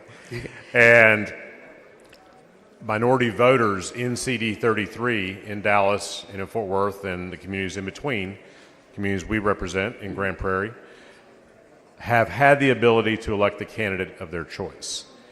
And this map, House Bill 4, the map before us today, there are no voters remaining in Tarrant County who are still part of CD 33, and their voices are cracked and packed into other districts. So under the proposed map, so what would happen to the communities of color in Tarrant County that are currently in CD 33? The communities of color in CD 33 presently, and who have been in CD 33 since 2012, are splintered between multiple districts. In the southeast Fort Worth area, the neighborhoods of Poly, the area Representative Collier's district, House District 95, that is cracked and placed into Congressional District 25, which is a rural-based district that extends out nearly to Abilene. The north side of Fort Worth, which is roughly much of Representative Romero's district, is then submerged into Congressional District 12, where the voting base of power is centered in West Fort Worth and Parker County. So it splits them into 4 majority white districts and puts a small part into CD30 based in Dallas. Is that correct? So the bulk of the Tarrant County CD33 is split between CD12 and CD25. Other parts of CD33 are put into CD6, which goes down south to Ellis and Navarro counties. And then with respect to CD30, that is, of course, a historic Dallas-based district where African American voters have had the ability to elect a candidate of their choice going back to the early 1990s. What they do there is they bring that further west into Tarrant County, packing it with the population that I have the privilege of serving in House District 101. Thank you, Representative. Thank you. Mr. Speaker, Ms. Flores, for does what the purpose? gentleman yield for questions? Would you yield, Mr. Turner? Yes, I yield. He will. Thank you, Mr. Speaker. Representative Turner, are you aware that in Austin there are historic Black and Latino neighborhoods in East Austin? Absolutely, yes. And are you aware that there are also deeply rooted and rapidly growing Latino communities in Hays County? Yes. In the proposed map, now these communities have been located in CD 27, all the way through sparsely populated rural counties like Austin and Wharton counties, all the way to the coast through Matagorda and down to that part of Nueces County. Is that correct? That is correct. And in the current map, Nueces County is wholly contained in one district, but now is being split in 2? Correct. What is the purpose of the proposed map in taking communities in East Austin and Hays County and drawing them into a district with communities in Port Aransas? Representative Flores, the result of them doing that is they crack and therefore dilute the collective voting strength of minority voters in Travis County, who currently are in a district where they have the ability to elect the candidate of their choice to the U.S. Congress. Under House Bill 4, that ability is stripped away, and they achieve that. They achieve that cracking and packing by cracking, really, in this case, in drawing eastern Travis County down to the Gulf Coast, as you described. And that has a dramatic impact on CD 35. Is that not correct? Absolutely. CD 35 is a Voting Rights Act protected district. It was one originally a court order, I believe, required it to be drawn. And since it has been in existence, Latino voters have had the ability to elect the candidate of their choice in that district. And the current district as drawn today, voters have that choice. They will no longer have that choice if the legislature passes this bill. So that does dramatically impact the Latino community in CD 35, as you just said, correct? Absolutely. It impacts them in a very, very dramatic and negative way. Do you know, are you aware that there were any analysis performed to determine if Latino voters in the current CD 35 are able to elect a candidate of their choice in most elections? Representative Flores, I'm not aware that the bill author or any of the proponents of the map did that analysis. I asked that exact question in our committee hearing. I was told no. I heard Representative Romero ask that question of the bill author just a short time ago, and I think he said he wasn't aware of any such analysis being done, if I understood him correctly. So in summary, you're saying that the Latino community that currently lives in East Austin, in my district, in Hays County, and also that connects along I-35, extending to San Antonio, are now being diluted of their votes are being diluted, and they're not being able to vote for candidates of their choice. Is that what you're telling me? That's exactly right. They're at the very least losing the ability to elect the candidate of their choice, which is an ability they have today and have had for several years now. Well, as a representative of those communities and those Latinos and currently in District 51 that are in CD 35 are being stripped of their opportunity and their voices to be able to elect representatives of their choice to Congress. So I appreciate your answers to that, and I really am upset that this is happening to my district. Thank you, Representative Flores. Speaker. Mr. Manuel, for what Will the gentleman purpose? yield for a few questions? Mr. Yes. Turner, would you yield? I'll be happy to You yield, will. yes. Thank you, Mr. Chair. Are you aware that in 2021, the current congressional maps that passed the Fifth Circuit law case said that coalition districts were protected under the Voting Rights Act? Yes, that's my understanding, that the court has held that, correct. And in Campos, in the city of Baytown, a Fifth Circuit case from 1988 held that distinct district minority groups may aggravate their population for purposes of vote dilution. Is that correct? Yes. And that was later overturned in the Petaway case, excuse me. Isn't that right? So my understanding of the Petaway case is that it said that groups didn't necessarily have a right to claim a voting rights protected district under Section 2 if there were multiple ethnic minorities, but the Petaway case said nothing about what this map does, which is systematically going out and trying to find such districts that already exist naturally and hunt them down and destroy them. That's what this bill does. So it's an important distinction on the Petaway case. The gentleman's time has expired. Mr. Speaker? Mr. Manuel, for what purpose? Never mind. Sorry, can I ask for an extension? You can, Mr. Manuel. An extension requires unanimous consent. A record vote has been requested on all motions today. The clerk will ring the bell. Vote aye if you're in favor of the extension. Vote no if you're not.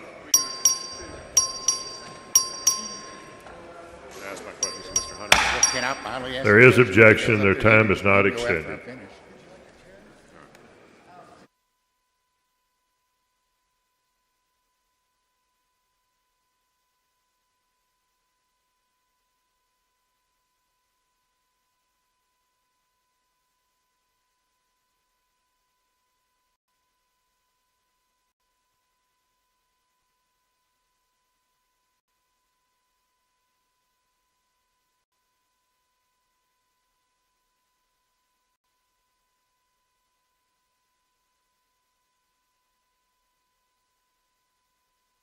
Chair recognizes Mr. Hunter to speak in opposition to the amendment. Mr. Speaker, members, so everybody knows this is a standard amendment that basically kills the bill. It's called an enacting clause. So if you haven't been through this, this is just basically an amendment that kills the bill. And so I know you're going to be shocked, but I'm not going to be in favor of this particular amendment. Mr. Spiller, for what purpose? Yes, will the gentleman yield for questions? Mr. Hunter, would you yield? Absolutely. He will. Thank you. Mr. Chairman, there's been some discussion, in fact, on this amendment relative to the Petaway case and coalition districts. I want to ask you, you've already mentioned the Petaway case in your layout, and that was the August 1st, 2024 case that the Fifth Circuit ruled, Petaway versus Galveston County, where it said that coalition claims do not comport with Section 2 of the Voting Rights Act of 1965. Is that correct? That's correct. And in short, so that we've heard a lot of discussion about opportunity districts and so forth, but coalition districts are the subject of the Petaway case, and coalition districts are generally defined, is it to your understanding, of districts that don't have one particular minority group that make up a majority of the district, but one or more of those minority groups are combined together or aggregated to reach a majority. Is that a fair definition? Correct. Okay. And you touched on it before in your layout, and I know we were short on time, but under the current under the current congressional maps that we're under right now, not HB4, but what we're currently under, there are coalition districts that were created as such in 21 because of the law as it existed in Texas under the Fifth Circuit at that time. Is that a fair statement? That is correct, in 2020. And then, in fact, that law that was in place when these districts were created under 21 was the Compost versus City of Baytown case, which is a 37-year-old case, but it was the law, not necessarily throughout the country, but it was the law in the state of Texas because it was the law in the Fifth Circuit. That was the precedent. Is that correct? In Petaway, they referenced it, and that's what they said. Okay. So now in Texas, one of the reasons that we're doing this now is that we feel compelled to because of the Petaway case and the ruling in the Petaway case as it relates to these coalition districts. Correct? Well, I think it's a combination, Mr. Spiller. I think you have a U.S. Supreme Court Rucho. You have a Fifth Circuit Petaway. The combination of both those cases are involved in this map. Right. And you mentioned also in the Rucho case that is a U.S. Supreme Court case that allows for partisan performance. And in fact, in that case, I think there were competing claims, whether or not there was Republican claims, Democrat claims, multiple issues there, and the court said, we're not going to get into that. Partisan performance is absolutely okay, and we authorize that. Yes. So the members know the U.S. Supreme Court considered two states, one Republican that were redistricting to reduce Democrat, gain Republican, then one state Democrat that wanted to reduce Republican, one who had been there 20 years. And the U.S. Supreme Court said that is not the judicial purview and political performance is a criteria. And we know that political performance can be done and in fact has been done in other states already. Is that correct? Absolutely. In fact, there are some states that are Democrat-controlled states, Democrat majority, some of which are the favorite vacation spots of certain people in this room, that whether it be California, New York, Illinois, New Jersey, Maryland, Massachusetts, that have already done this to a fairly extreme degree. Would that be a fair statement? That is true. I mean, this is not unique. That's why the courts have addressed it. And both parties that you referenced have been involved. There's been some discussion recently about some of the districts in and around Harris County, and I just want to ask you briefly on some of those. We talked about District 18, what we call the Barbara Jordan Historic District. When we went to Houston, we heard a lot of testimony about that, but it was under HB 4, it's currently one of these coalition districts, and under HB 4 changes to a majority black CVAP district. Is that correct? That is correct. It is now 50.71% black CVAP. In 2021, it was 38.99% black CVAP. And so previously, black voters in that district did not hold a majority, but under your bill, under HB 4, they actually do. Is that correct? That is correct. All right. And we also heard a lot about compactness, and you think that's what you've done generally with HB 4, but specifically in Harris County as well, dealt with that issue of compactness. Can you touch on that? Yes. You know, even though public hearings may have opposition or support, we heard from public in those hearings about the compactness issue. And one of the issues was the Austin to San Antonio district and why they felt that should be looked at. Same thing in Houston. They looked at 18 to the original rather than how it has spread out over the years. So yes, compactness has been involved. Okay. And also in relative to Harris County, we talked about District 9, which was also second one in Harris County, a coalition district, and the district that was addressed in the Petaway case, and now under your HB 4, changed from a coalition district to a majority Hispanic CVAP district. Is that correct? Yes, for the record, the Hispanic CVAP of Congressional District 9 under this plan, the Hispanic CVAP is 50.15%.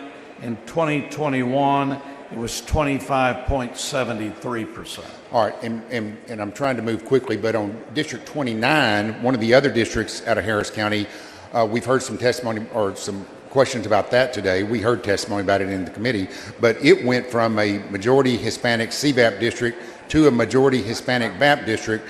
But is it a fair statement that it should continue to perform as a Democrat district? Let me give you the information on 29, because I just heard some of that, so that everybody knows. 29 has gone from a black CVAP in 18.31% in 2021 to now 32.79%. As they said, Hispanic CVAP decreased, but to 43.12%. So you basically have Hispanic black percentage that is plus 70.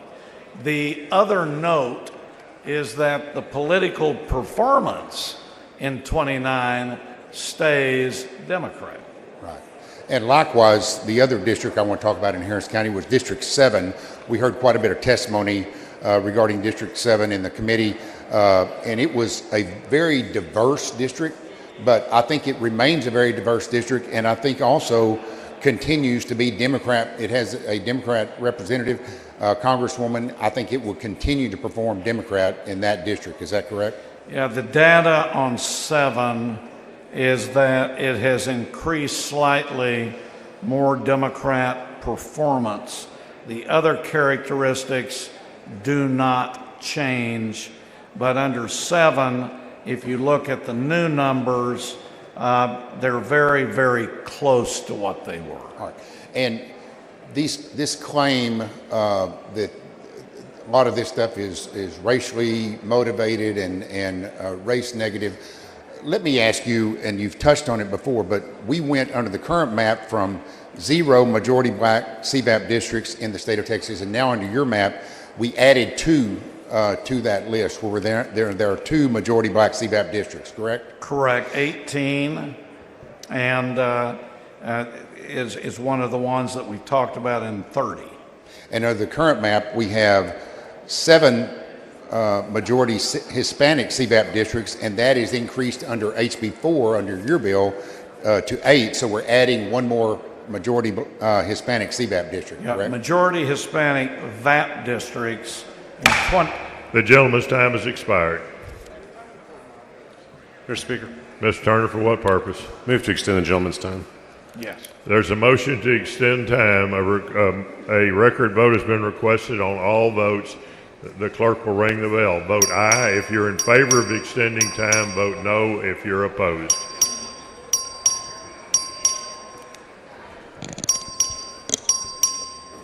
Have all members voted?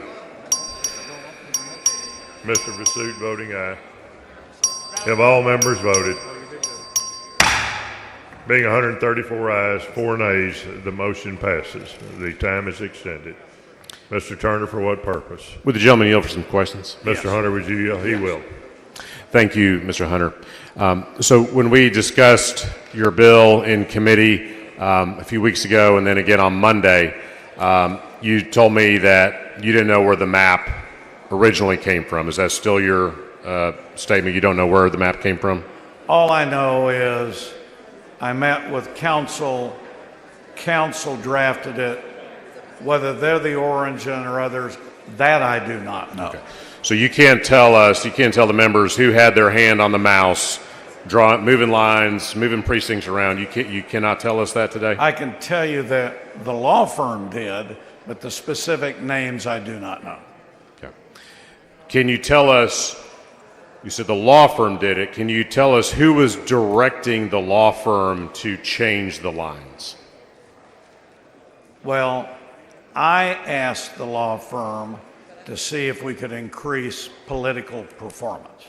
I said that in my opening. What can you tell us about the chain of custody of this map as it came into your possession? I went to the law firm, they gave it back to me. Okay. And that person didn't tell you where they got the map from? No, I mean, as your organizations hire lawyers, whoever they hired, whoever they involved, that's up to them. I gave a chore, just like we all do on legislation and bills. They came up with a draft. I made sure that they dotted their I's, crossed their T's, followed the law. They assured me. I talked to them on what the proposal was, and then I present it. So, Mr. Hunter, you've served here a long time. You're one of the most senior members of the body. Don't you, in seniority, of course, I mean. Why, thank you, Mr. Turner. Wouldn't you agree it's unusual, if not unheard of, that a bill author brings a bill before the House, but we don't know where the idea for the bill came from, we don't know who's asking for the change in the law, or what the rationale for the policy change is? I mean, isn't that highly unusual? Absolutely not, and that's not what I've said now, and you've heard me. We've been talking about, let's not all go hide behind our desks. Congressional redistricting has been on the radar since April. This isn't any surprise. It's been talked about, and on this floor we've talked about it. 2, it is not unusual that you get into creation of law, that you go talk to law firms. And it isn't unusual. I did ask to see if we could increase political performance, and I've been clear on that. And so this was presented, it met my request, and this is what's being presented. And partisanship, political performance, pro-Republican is fine. It's legal. So actually, I didn't hear anything about congressional redistricting until June at the earliest. I didn't hear it in April. Who told you in April that we were I've been on this House floor. I can't remember. Now, let me tell you something. You told me how senior and how I've been here a long time, and you've been here a pretty good amount of time, Mr. Turner. Fair point. Now, I can't believe that those ears turned off on congressional redistricting in spring and just popped up in June. It's been all over the internet. It's been all over the discussion. Everybody's been talking about it. The question is, would this be a special session? Did not know. Governor called it. Okay. So since you don't know where the map originally came from. Well, no, I do know where it originally came from. It came from the law firm. Okay, but you don't know actually who drew the map. The law firm. But you don't know the individual who drew the map. No, I know lawyers in the firm. Okay. So, but if we don't know specifically who drew the map, how do you know what the map drawer's intentions were? As you and your third-party organizations hire lawyers, you give them an objective, which is, can you increase political performance? The law firm goes out to their own office, drafts, provides you a product, you discuss with them. If you agree, you present that particular draft. And that's what we did. Nothing unusual. That's what everybody's doing, and your side of the aisle is doing the same. Were you present during any of the map drawing?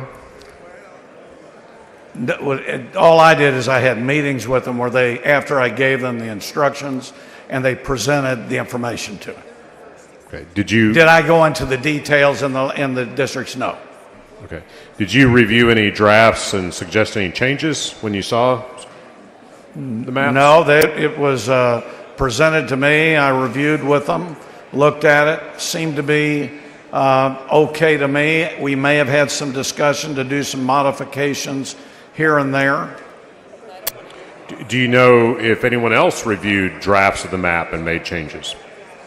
Well, I'm sure somebody in the law firm did. You said, but do I know personal people that did? The answer is no. Okay. Other than I do have names in the law firm that you asked me about in committee. How was it communicated to you that you would be the bill author of House Bill 4? Chairman Vasut, which is very natural, asked if I would be the bill author. And I said yes, and it's probably because of your introductory comments about me being a senior member and involved here a long time. But he asked me, and I said, I'm glad to do it, and that's who asked me to carry. Okay. And you've referenced the law firm several times. You stated in committee that's the law firm of Butler Snow. So who actually hired Butler Snow to consult on these maps? To be honest, I do not know the specifics on how they were hired. I don't know that. I don't know that. But you are a client of Butler Snow. I am a client, and I have been placed in whatever agreement they have. I agree.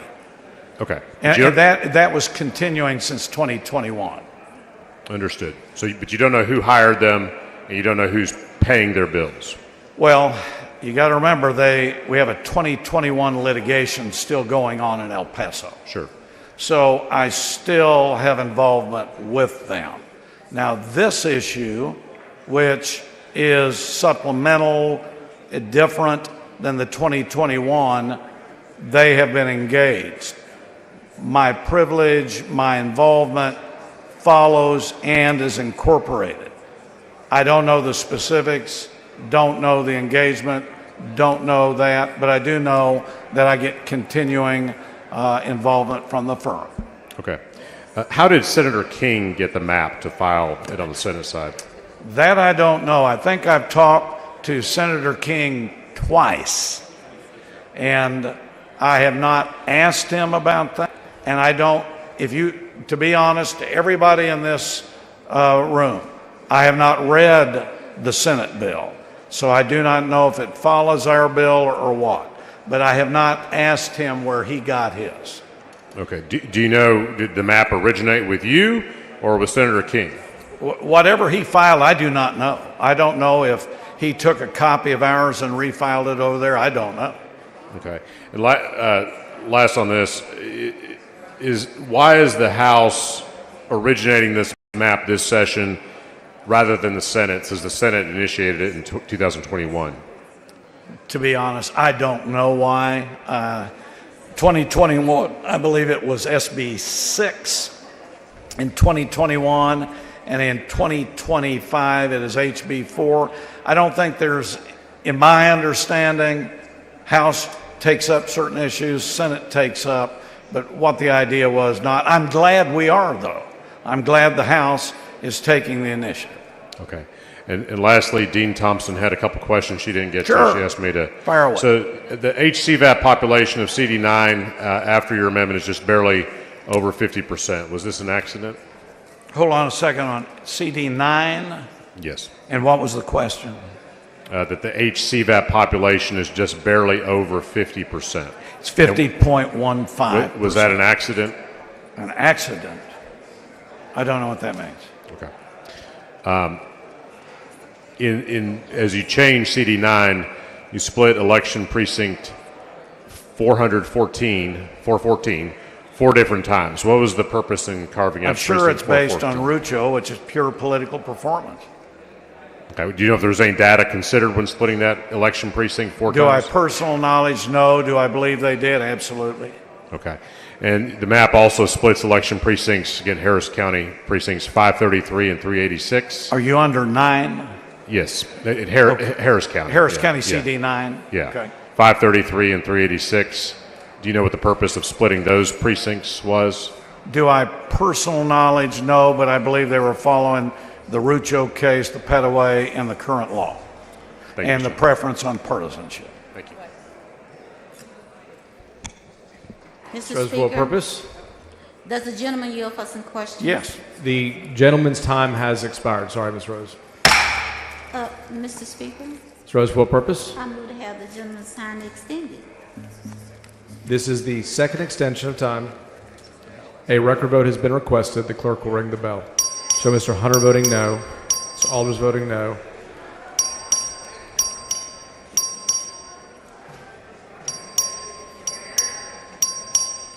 Have all members voted? Have all members voted? 52 ayes, 82 nays. The motion fails. Mr. Hunter for a motion. I move to table. Mr. Turner to close on his amendment. Thank you, Mr. Speaker.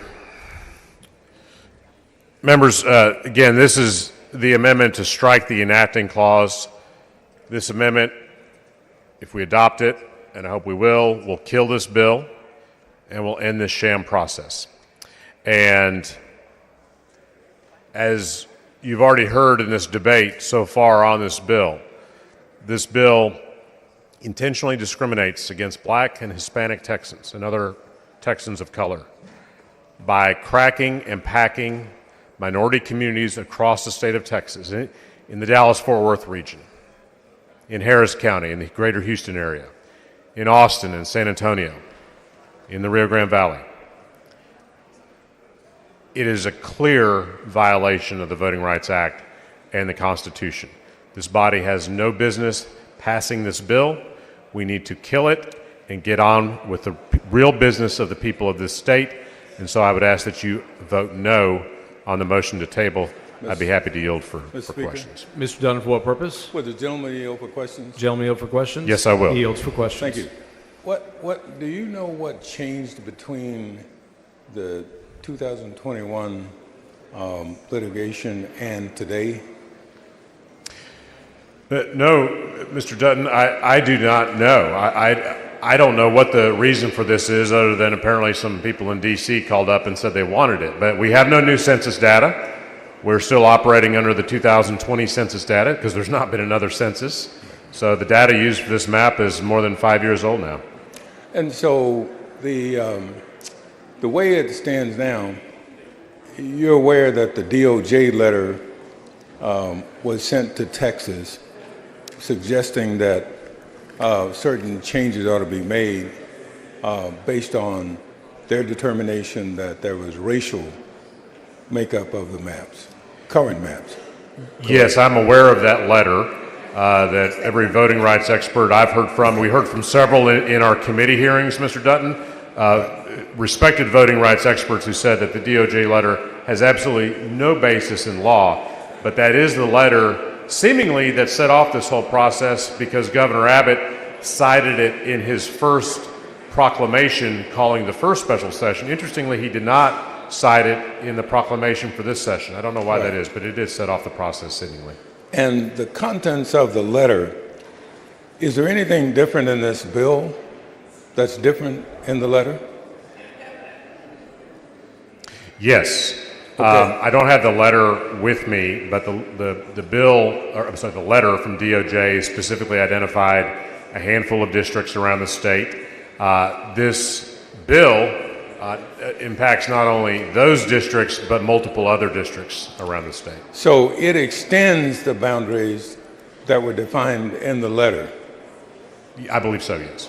And the basis, is the basis any different for the bill than in the letter?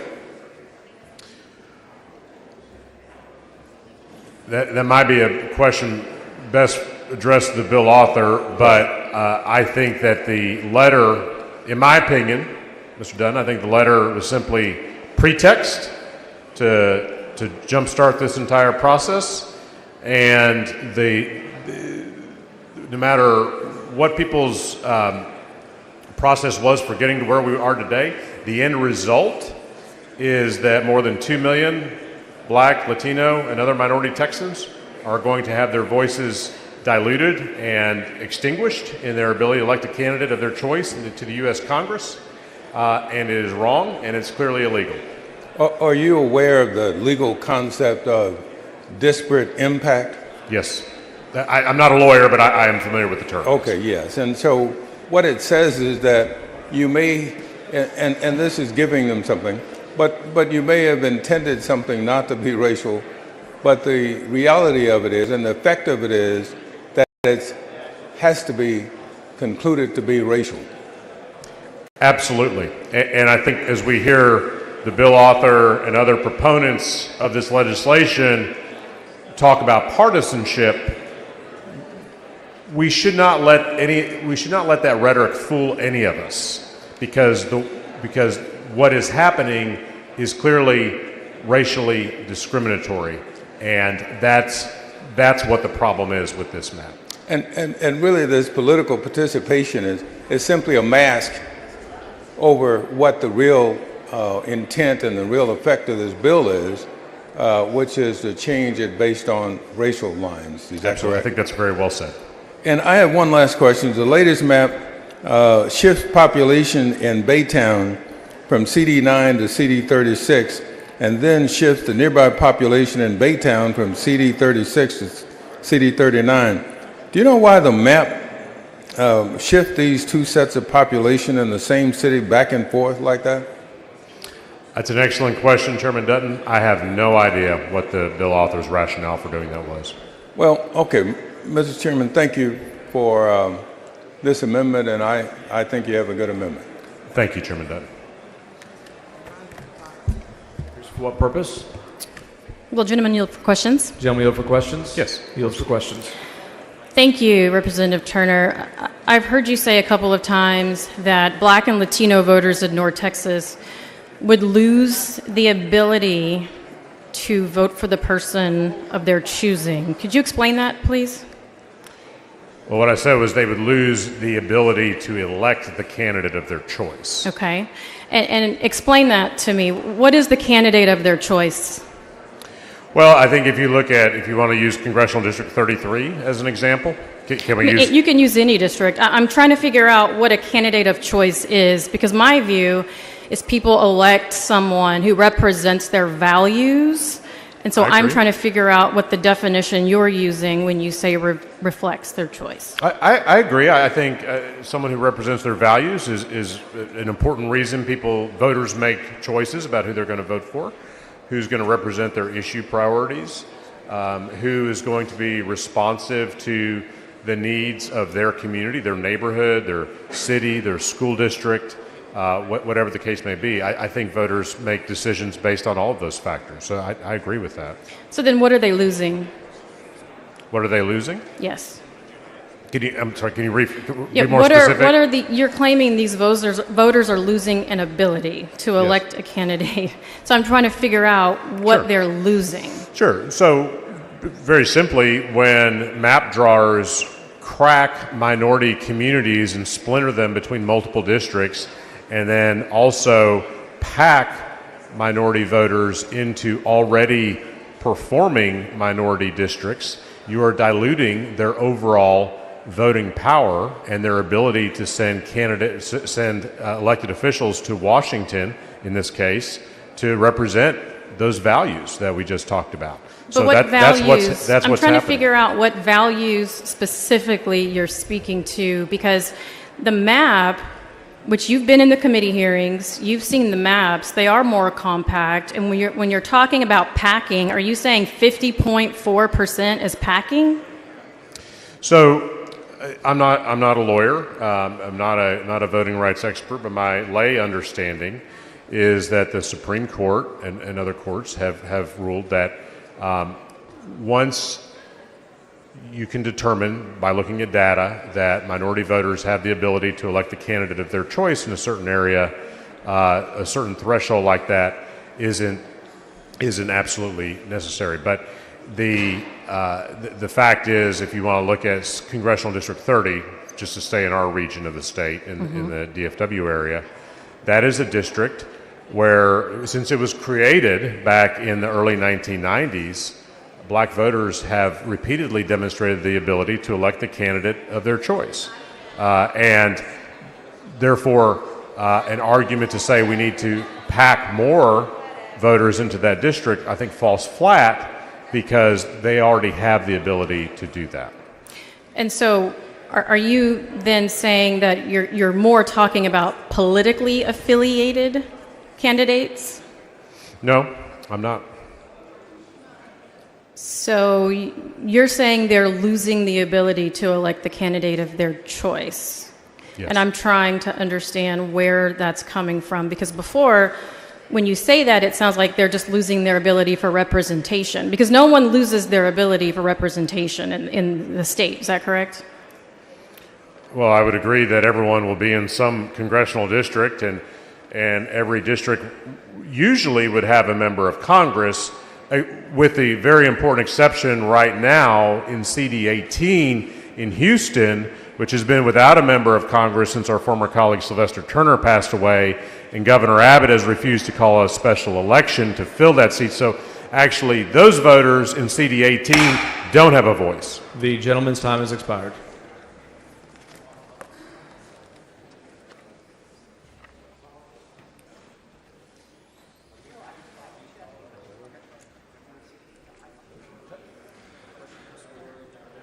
All right. Mr. Turner sends up an amendment. Mr. Hunter moves to table. The question is on the motion to table. If you're in favor of the amendment, vote no on the motion to table. If you're opposed to the amendment, vote yes on the motion to table. A record vote has been requested. The clerk will ring the bell. So Mr. Hunter voting aye. Mr. Wu voting no. Mr. Vasut voting aye. Have all members voted? Have all members voted? Ms. Bowers voting no. Have all members voted? 87 ayes, 50 nays. The motion to table prevails.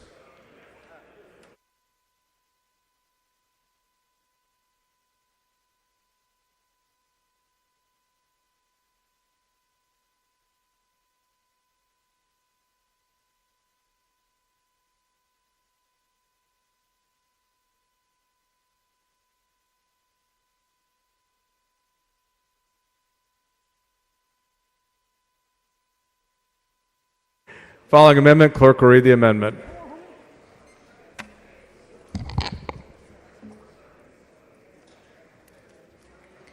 Amendment by Martinez Fisher. Chair recognizes Mr. Martinez Fisher. Thank you, Mr. Speaker and members. Members, I've been listening to the debate. I've seen redistricting 4 times on this floor, and this is the first one I've ever seen where we stop talking about things that the court has told us to talk about. This seems to be just a debate about red shirts versus blue shirts, and that is not how this process works. Yeah, there was a court case that said, hey, by the way, if you want to consider political outcomes, that's fair, but that's not the only thing to consider. I have not yet heard once a single member talk about communities of interest. What we all know about neighborhood associations, church parishes, PTA districts, civic clubs in Houston. These are the things that folks think together, they work together, they're aligned, and they want those aligned interests represented in the halls of Congress.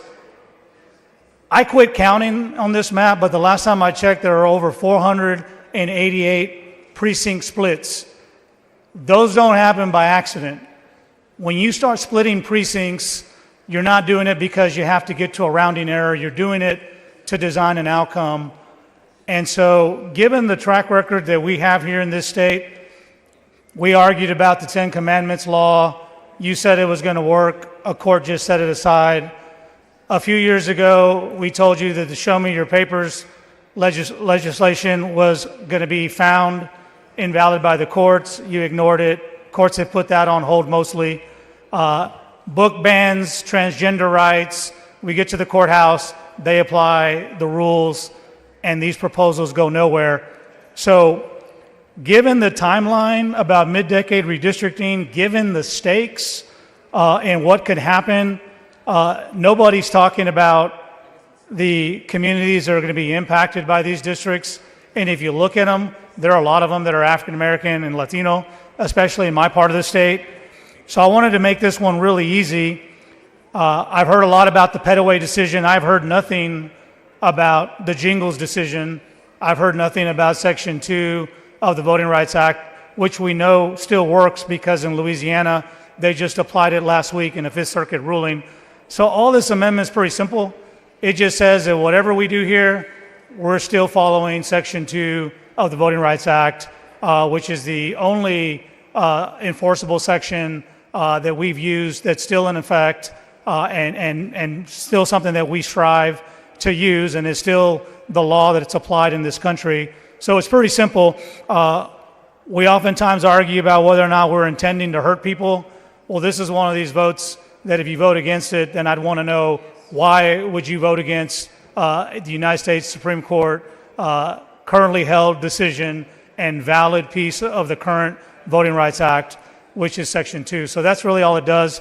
No trick here. It's just we're going to apply Section 2 of the Voting Rights Act, and I hope it's acceptable to the author. Mr. Hunter? Yeah. Mr. Speaker, members, I'll be Chairman moving. Hawkins, for what purpose? Will the gentleman yield? Not yet. Not at this time. Mr. Speaker, members, this is unnecessary. This is the law, and when my opening, I told you about the Voting Rights Act. Mr. Spiller asked about Petaway, which dealt with Section 2, so we did mention those. But it's unnecessary. Why don't we just, all of you, all 150, vote that this bill is correct, because that's the way it should be. That's basically what this amendment is. We're following the Voting Rights Act. We will follow the Voting Rights Act. I told you that the council that we relied on followed it, and I asked them to. It's unnecessary, and guess what? It's incorporated in this bill, so I'll be moving to table. Will the gentleman yield for questions? Chairman Hawkins? Yes. Gentleman yields for questions. Thank you, Representative Hunter. You know, Representative Martinez-Fisher just made a great point about all the other election levels. And so my question is, specifically because during the committee hearing, you didn't have knowledge of certain things, and I'm assuming you've abreast yourself now. And so I'd like to really get clarity on those things. What was your understanding of the DOJ's letter regarding redistricting? Because at that point you couldn't answer it, and as Representative Martinez-Fisher brought up other things, did you have a clear understanding, or what was your understanding of the DOJ's letter? Well, my answer hasn't changed one bit. There was a DOJ letter. It's out there. DOJ will get to review this. I have no criticism. I have no feedback. They do what they want. We do what we want. Nothing any different. Okay, so you've read it now. I know at the committee hearing you had not read it. I have not. I've just read parts of it. Okay. It was a short letter, but anyway. Well, it doesn't matter. So, in doing this redistricting at this time, what were your primary objectives? I just want to be clear, because a lot of these questions you didn't have answers for during the committee hearing, and I just want to be clear. Let's you and I agree to disagree. I 100% disagree with you. You just didn't like my answers. Every time nobody likes my answer, they said you didn't answer. No, you're right. I don't agree with you. Now, number one, there's nothing wrong with doing redistricting. I've said that in committee, and I said that on the floor in the opening. We can do redistricting. You have had a discussion about a U.S. Supreme Court and a Fifth Circuit that has new impact on the law, which gives us justification further to look at redistricting. And we looked at redistricting, and we created 5 new congressional seats. 4 are Hispanic majority. So what was the objective? The objective was to take all of those factors, use political performance, and see if we could increase political performance in the state of Texas. My answer is now, and it was then. Thank you, Representative Hunter. I want to continue asking my questions. So the DOJ letter, did it trigger anything for you in terms of moving through this mid-decade redistricting? Well, I just want to be clear. Look, there was a DOJ letter. It was discussed in committee. I get lots of letters, been through lots of letters in these redistricting. To me, there's a letter. So did you? And the lawyers looked at it, took it all into account, and then we came up with this plan which said it met the thresholds, it met the requirements, it met the laws. So, yeah. So if the failure to comply with the DOJ letter, did you think that there was going to be any legal challenges? When you say the word redistricting, I think you know there's going to be legal challenges. And I think we all know that your groups filed suit recently, so I think you've already answered your question. So my next question is, did you consider any alternative redistricting plans? I know as a committee member, there was no discussion, what I would call a rich discussion around the redistricting plan, the maps, or anything like that. So did you consider anything else? Absolutely. That's why we did the substitute Monday and increased more Republicans. And so that's why you added 12 increases? Okay. Thank you for that answer, sir. Did you express any concerns about the potential for racial gerrymandering? You know, one of the things I want to be clear, I want to be perfectly clear, that as an African American here in the chamber, a chamber I want to continue to have respect for, we weren't asked any questions and or engaged in the process at all. Do you believe that's fair? Are you talking about you, or are you talking about others? I'm talking about the Texas Legislative Black Caucus, who potentially will lose 2 seats. Okay. I'm talking about an interest group that I thought had a role, an important role in this process. You absolutely did, and Representative, you and I know each other, but you left 17 to 18 days. You left 17 to 18 days, you could have sat with me. You left 7 to 18 days leaving this state. My view, the public could have been involved, the whole caucus could have been involved, all 150 people could have been involved. With all due respect, I'm not finished. Now let me get You're not finished. letting me talk. You're the back mic, you ask the question, I get to talk. You and I disagree. I disagree that the public had proper input. Ma'am, you will not let me talk. Members, please make sure you're not talking over one another so y'all can actually debate. Now, since I'm not sure what this has to do with the amendment that we're talking about. It has everything to do with the amendment. It does not. But you want to continue. You and I disagree. July 24th, you'd still no never maps. I'm sorry, Representative Can I finish my answer? answer? Yes, you can. Please do that, sir. So for 17 to 18 days, you left.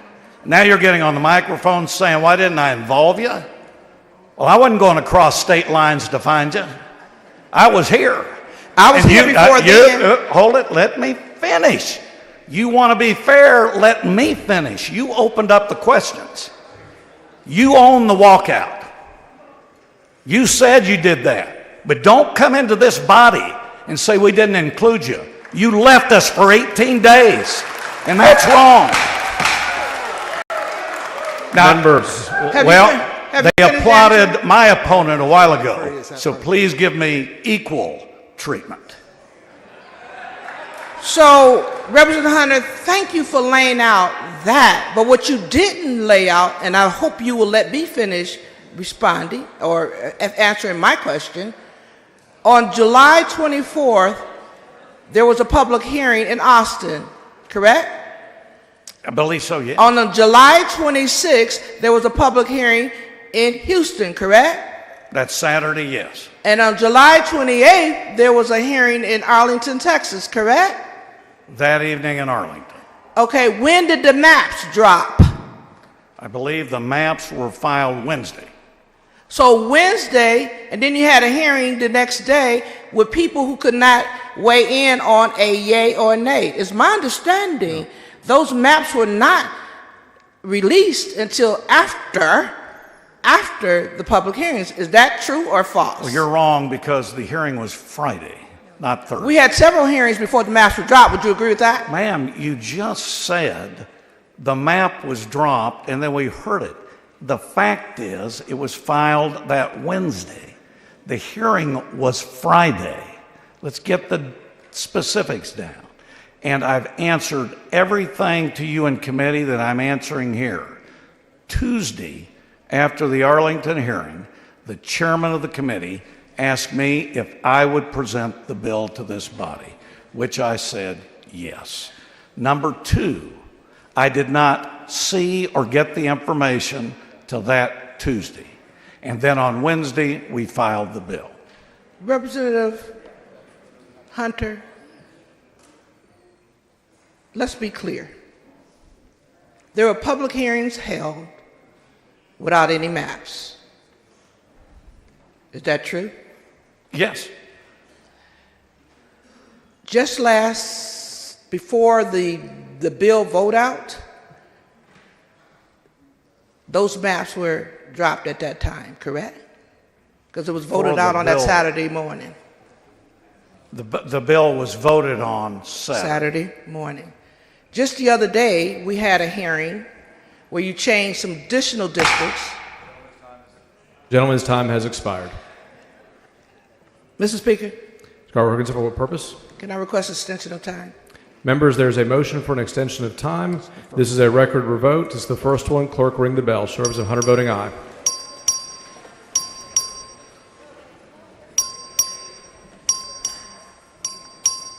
Have all members voted? Trostler voting aye. Corwin voting aye. King voting aye. Have all members voted? Have all members voted?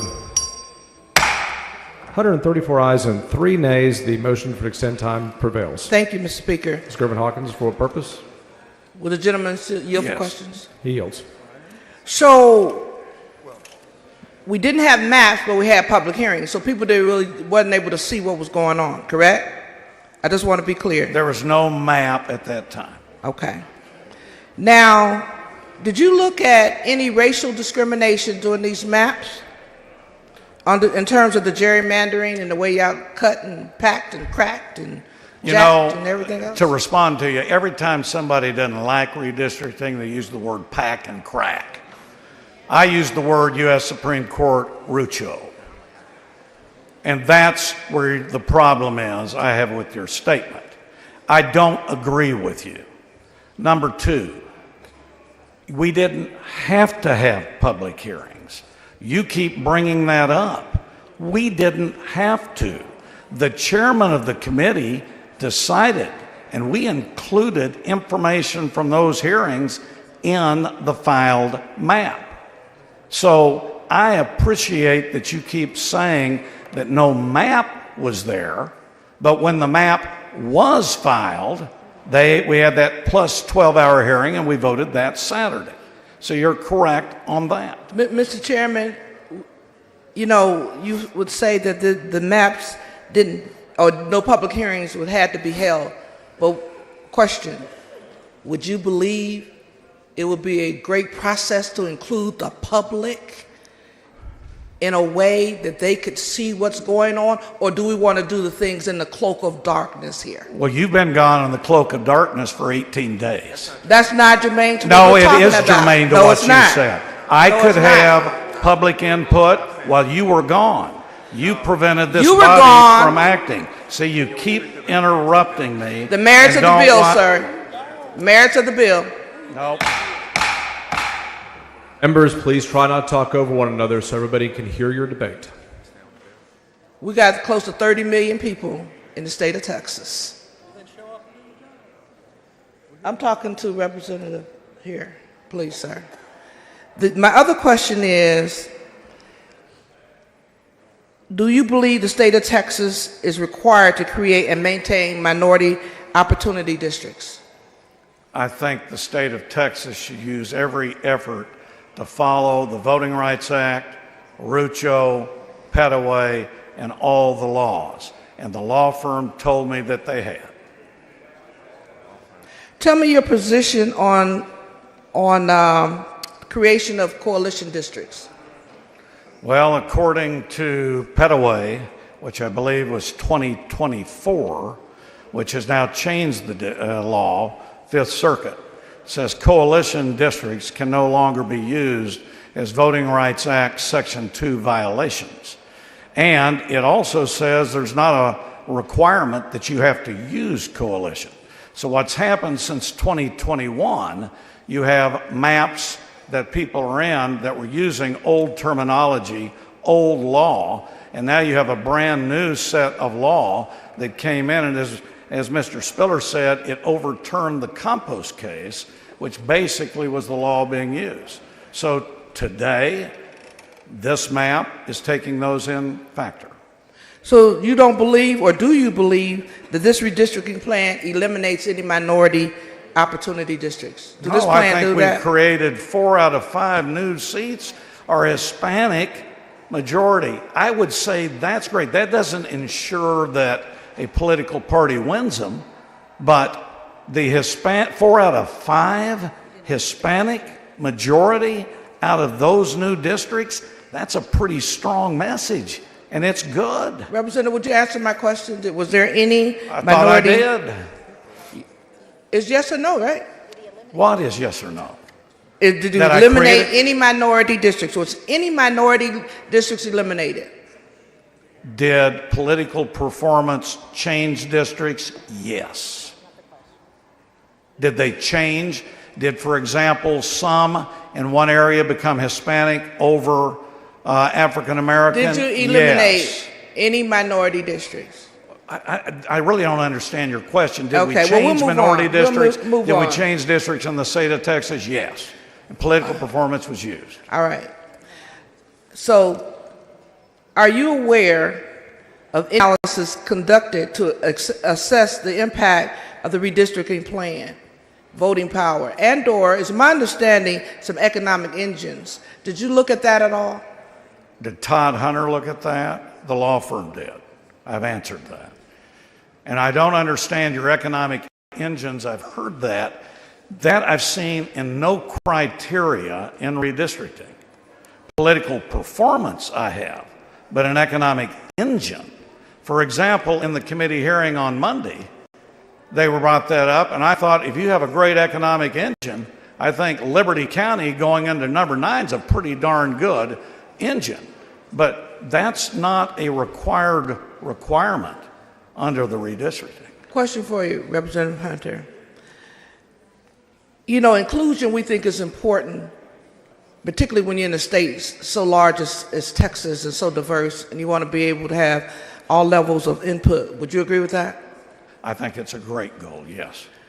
So if that's the case, would you pull down this bill No.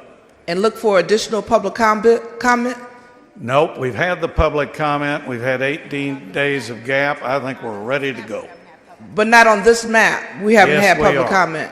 Oh, yes, we've had public comment. You can take the public comment from the first session. We've already said that. That was incorporated in this bill. So we revised the maps yesterday. So the public has not had a chance to. But no, it was on Monday. All right, Monday, whatever day you say. But public haven't had a chance to look at it. What I think everybody in the world that knows how to use District Viewer, social media, gets on the computers, I can see the map.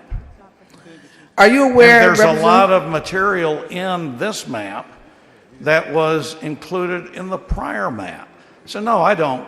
You said a lot, but not all, correct? No, there's changes. I absolutely told you that. We affected 12 new districts to increase political performance. Absolutely. So are you aware in districts 9 and 33 are no longer African American voter dominated districts in the new map?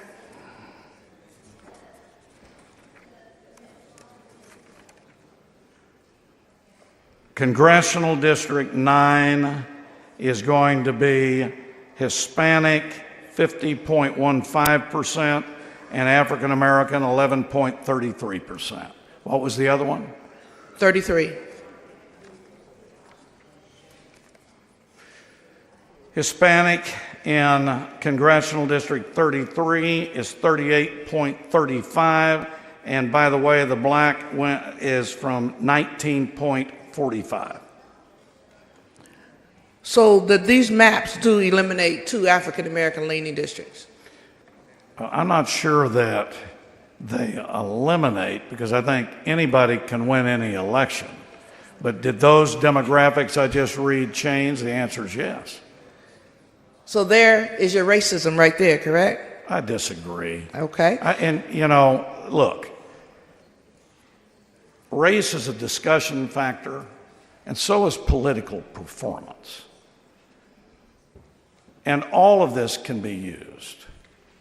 But let's not use it in a negative.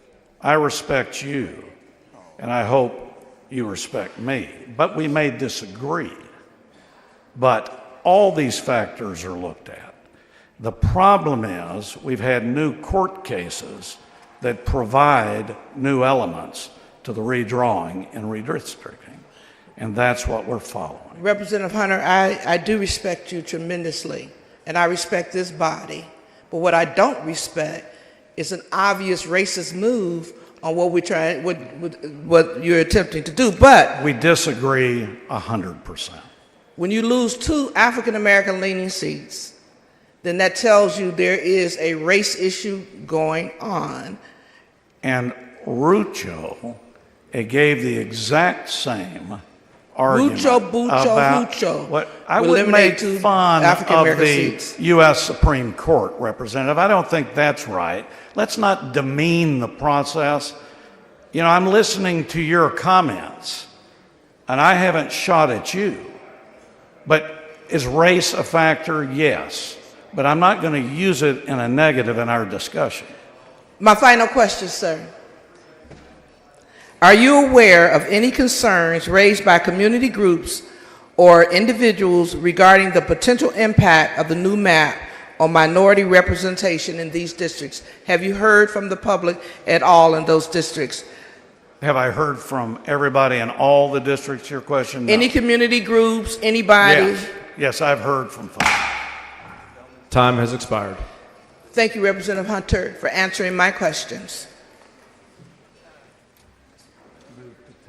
Move to table. Mr. Martinez-Fisher to close. Thank you, Mr. Speaker and members. Look, this is a passionate issue, but it's not an issue to get upset about.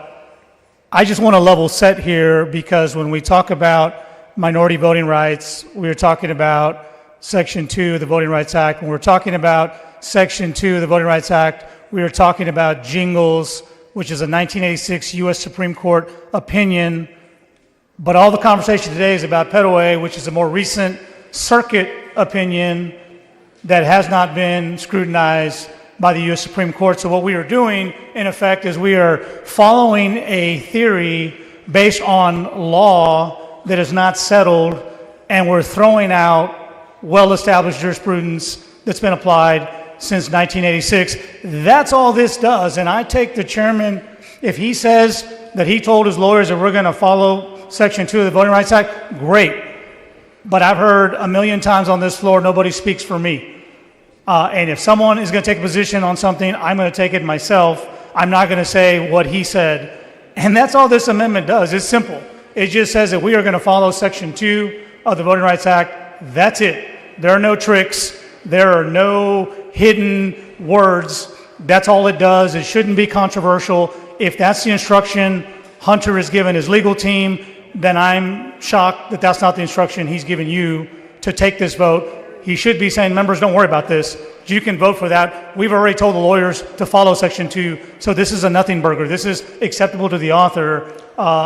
This is not in controversy. So I don't know what the issue is, but if we do believe that the Supreme Court establishes the law of the land, if we do believe that Section 2 of the Voting Rights Act is current law as validated by the Supreme Court, then we should not have any issue accepting the proposition that this map is done in concert with Section 2 of the Voting Rights Act. So I hope you vote against the motion to table. And if there's not a record vote, I'd like to have one. Mr. Speaker. For what purpose? Will the representative yield for questions? Gentleman yield for questions? Representative yields. Gentleman yields for questions. Thank you, Representative. Hey, and I appreciate you bringing up the Jingles case and as it relates to your amendment. And you're familiar, obviously you're familiar because you've cited to it several times and said that you haven't heard anything talked about the Jingles case. And you recognize it's the 1986 case where that analyzes vote dilution claims, and you understand that there's a three-pronged test that you go through. You're familiar with that? Yes, sir. All right. And have you read, we've talked about the Petaway case. Have you had an opportunity to read the Petaway case? Not in its entirety, no, but I've read the opinion and the relevant parts that apply to this debate. Okay.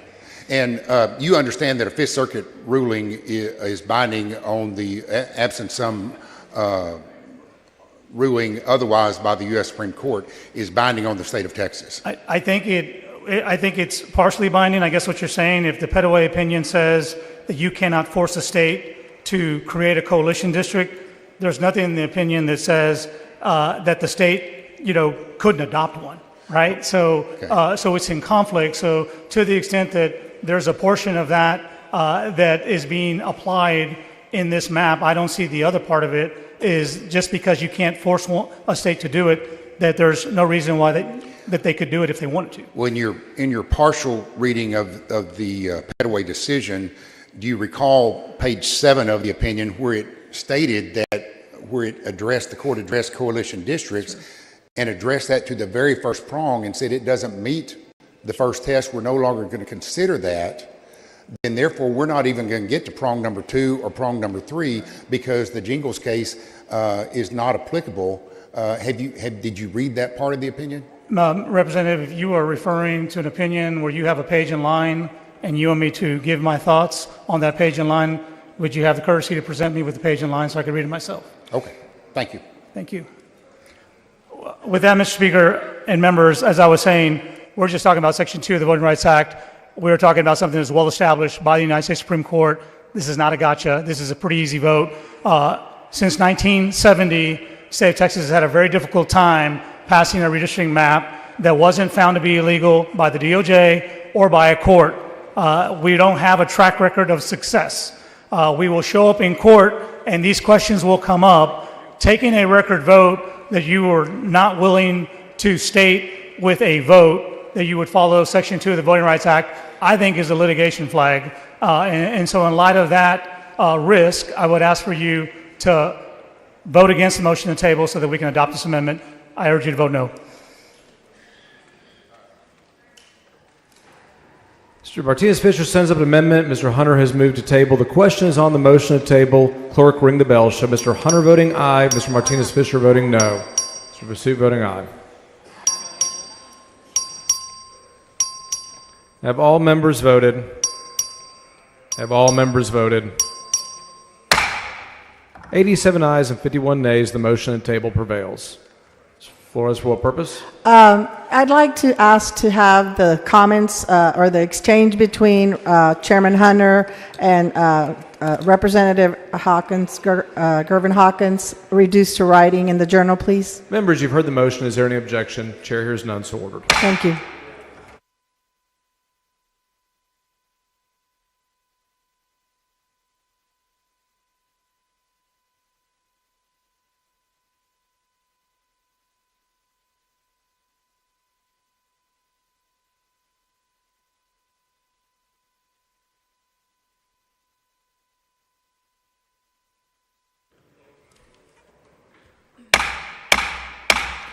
Members, this is a friendly reminder. We are considering amendments now. Debate must be limited to the subject of the current amendment. Please hold your questions about the bill until Mr. Hunter comes back to close on the bill. The following amendment, clerk will read the amendment. Amendment by Martinez-Fisher. Chair recognizes Mr. Martinez-Fisher. Thank you, Mr. Speaker. Members, again, not a trick here. This is pretty simple. We're in mid-August. If this legislation were to pass and get signed into law, we'll be in the courtroom. In November, folks will start filing for office. Elected officials need to know what districts they're going to run in. Voters need to know who they're going to vote for. Secretary of State and local election officials have to do all of the behind the scenes to make sure the paperwork is in order. This is pretty simple. Should this get tied up in the courts, which is highly likely, all this amendment says is it will run in the current districts that we have today, which are the current districts that were adopted in 2021, which are the current districts that are currently being disputed in a federal court in El Paso. These are the current districts that Senate leaders and witnesses in federal court said were perfectly fine and race blind and had nothing to do with violations of voting rights acts or any gerrymandering or coalition building. These were perfectly good maps. So all this says is, should we find ourselves in court, instead of pausing an election, instead of moving the goalposts on our constituents, we'll just run in the districts that we have right now that are currently elected have currently elected the current Texas delegation, which was good enough for the 2024 election. They might as well be good enough for the 2026 election should this map run into legal controversy. And with that, I hope that the amendment is acceptable to the author. Mr. Dutton, for what purpose? Parliamentary inquiry, Mr. Speaker. State your inquiry. Does a quorum do away with the requirement for a call on the House? No, it does not. So the rule, Mr. Parliamentary Dutton, for what inquiry, Mr. purpose? Speaker. State your inquiry. So the Speaker can put out a call on the House irrespective of whether a quorum is present or not.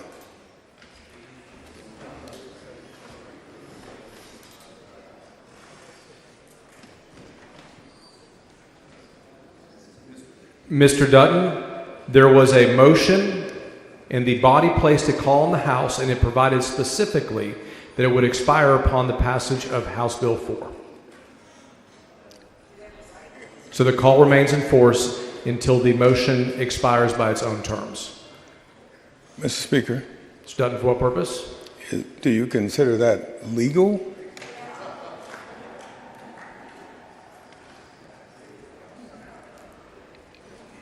Mr. Dutton, the rules provide that a call in the House is appropriate to maintain a quorum. Mr. Speaker. Mr. Dutton, for what purpose? Parliamentary inquiry. State your inquiry. Well, by your statement, that means that if a quorum is maintained, the call is void. Obtaining and maintain are two different things. Obtained and maintained is two different things. I'm not sure that's a word difference, Mr. Speaker, but parliamentary inquiry. Mr. Dutton, for what purpose? What's the difference between maintained and obtained?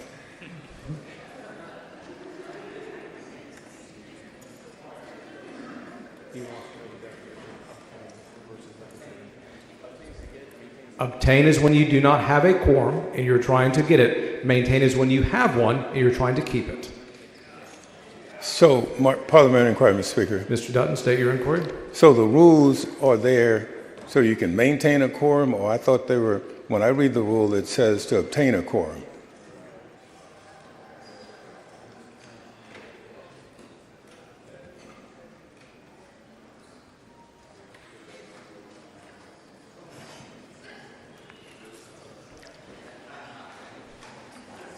Mr. Dutton, the rules provide that a call in the House may be placed for a specific period of time. The body adopted a motion, it was adopted, and it expires upon its own terms.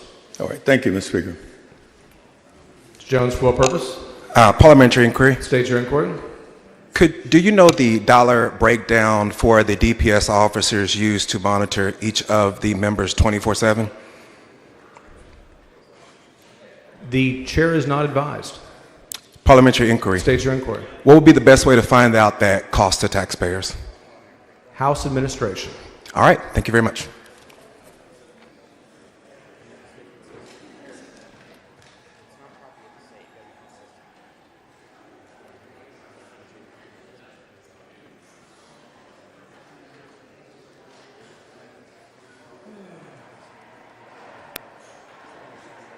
Mr. Hunter in opposition.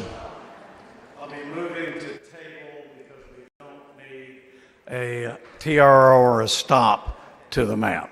I'll be moving to table. Mr. Martinez-Fisher to close. Thank you, Mr. Speaker. Okay, so if I understand this correctly, Chairman Hunter is very confident about this map. Not going to be a problem. We're going to pass it, becomes law. We have new districts. Great. Perfect world, works out. This amendment doesn't apply. Let's say Mr. Hunter makes a mistake. Let's assume for a minute that somebody makes a credible legal argument that says we're going to tap the brakes on this proposal. What we're saying is we're going to let a court decide what to do.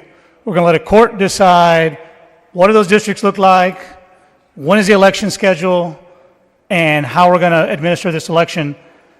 I don't think that's the way we ought to do it. I think we ought to have control over it. This is a circuit breaker. This is simple. This says if this does not go the way Chair Hunter wants it to go, that we're going to run in the current lines, which again, I mean, the last time I checked, has a pretty healthy delegation has sufficient partisan splits that were good enough in 2021, and for what it's worth, seem to be good enough for those who drew it, because that's their testimony in federal court before a 3-judge panel. And we all know this. We know it's probably not a good idea to lie or mislead a federal court, because they'll actually put you in jail. So I believe that testimony when those proponents say that these maps are legal and fine. If we want to cede our authority to a court, I know many of you have some strong opinions about that, about courts legislating from the bench. But if you want them to legislate from the bench, well, then let's not put a circuit breaker in here. Let's just throw it up, see what happens, and let it be what it's going to be. But my preference would be that we have some control over our own elections. We have the ability to let our constituents know what these lines look like. There are a lot of districts that are a little uneasy as to what their congressional district's going to look like. This just provides that peace of mind. It's pretty simple. Doesn't harm the map. It does nothing to the map. And should this map pass, as Chair Hunter would like it to, then these lines mean nothing on the page. So with that, I ask you to vote no on the motion table. Mr. Martinez sends up an amendment. Mr. Hunter has moved to table. The question is on the motion to table. This is a record vote. Clerk, ring the bell. Show Mr. Martinez Fisher voting no, Mr. Hunter voting aye, Mr. Dutton voting no, Ms. Weiner voting no, Alverson voting aye, Ms. Suit voting aye.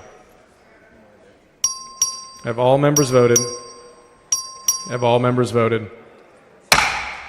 Being 87 ayes and 49 nays, the motion to table prevails. The following amendment, the clerk will read the amendment. Amendment by Dutton. Chair recognizes Mr. Dutton. Thank you, Mr. Speaker. Members, there's one thing that's come out of the debate today that everybody, I think, here understands, and that is whether or not this bill denies or abridges the right to vote on account of race or color. There's one side that says it doesn't. There's the other side that says it does. And so what this amendment does is simply add some accountability to this measure by simply stating that until a federal district court issues an order determining the changes one way or the other, this law will not take effect until that happens.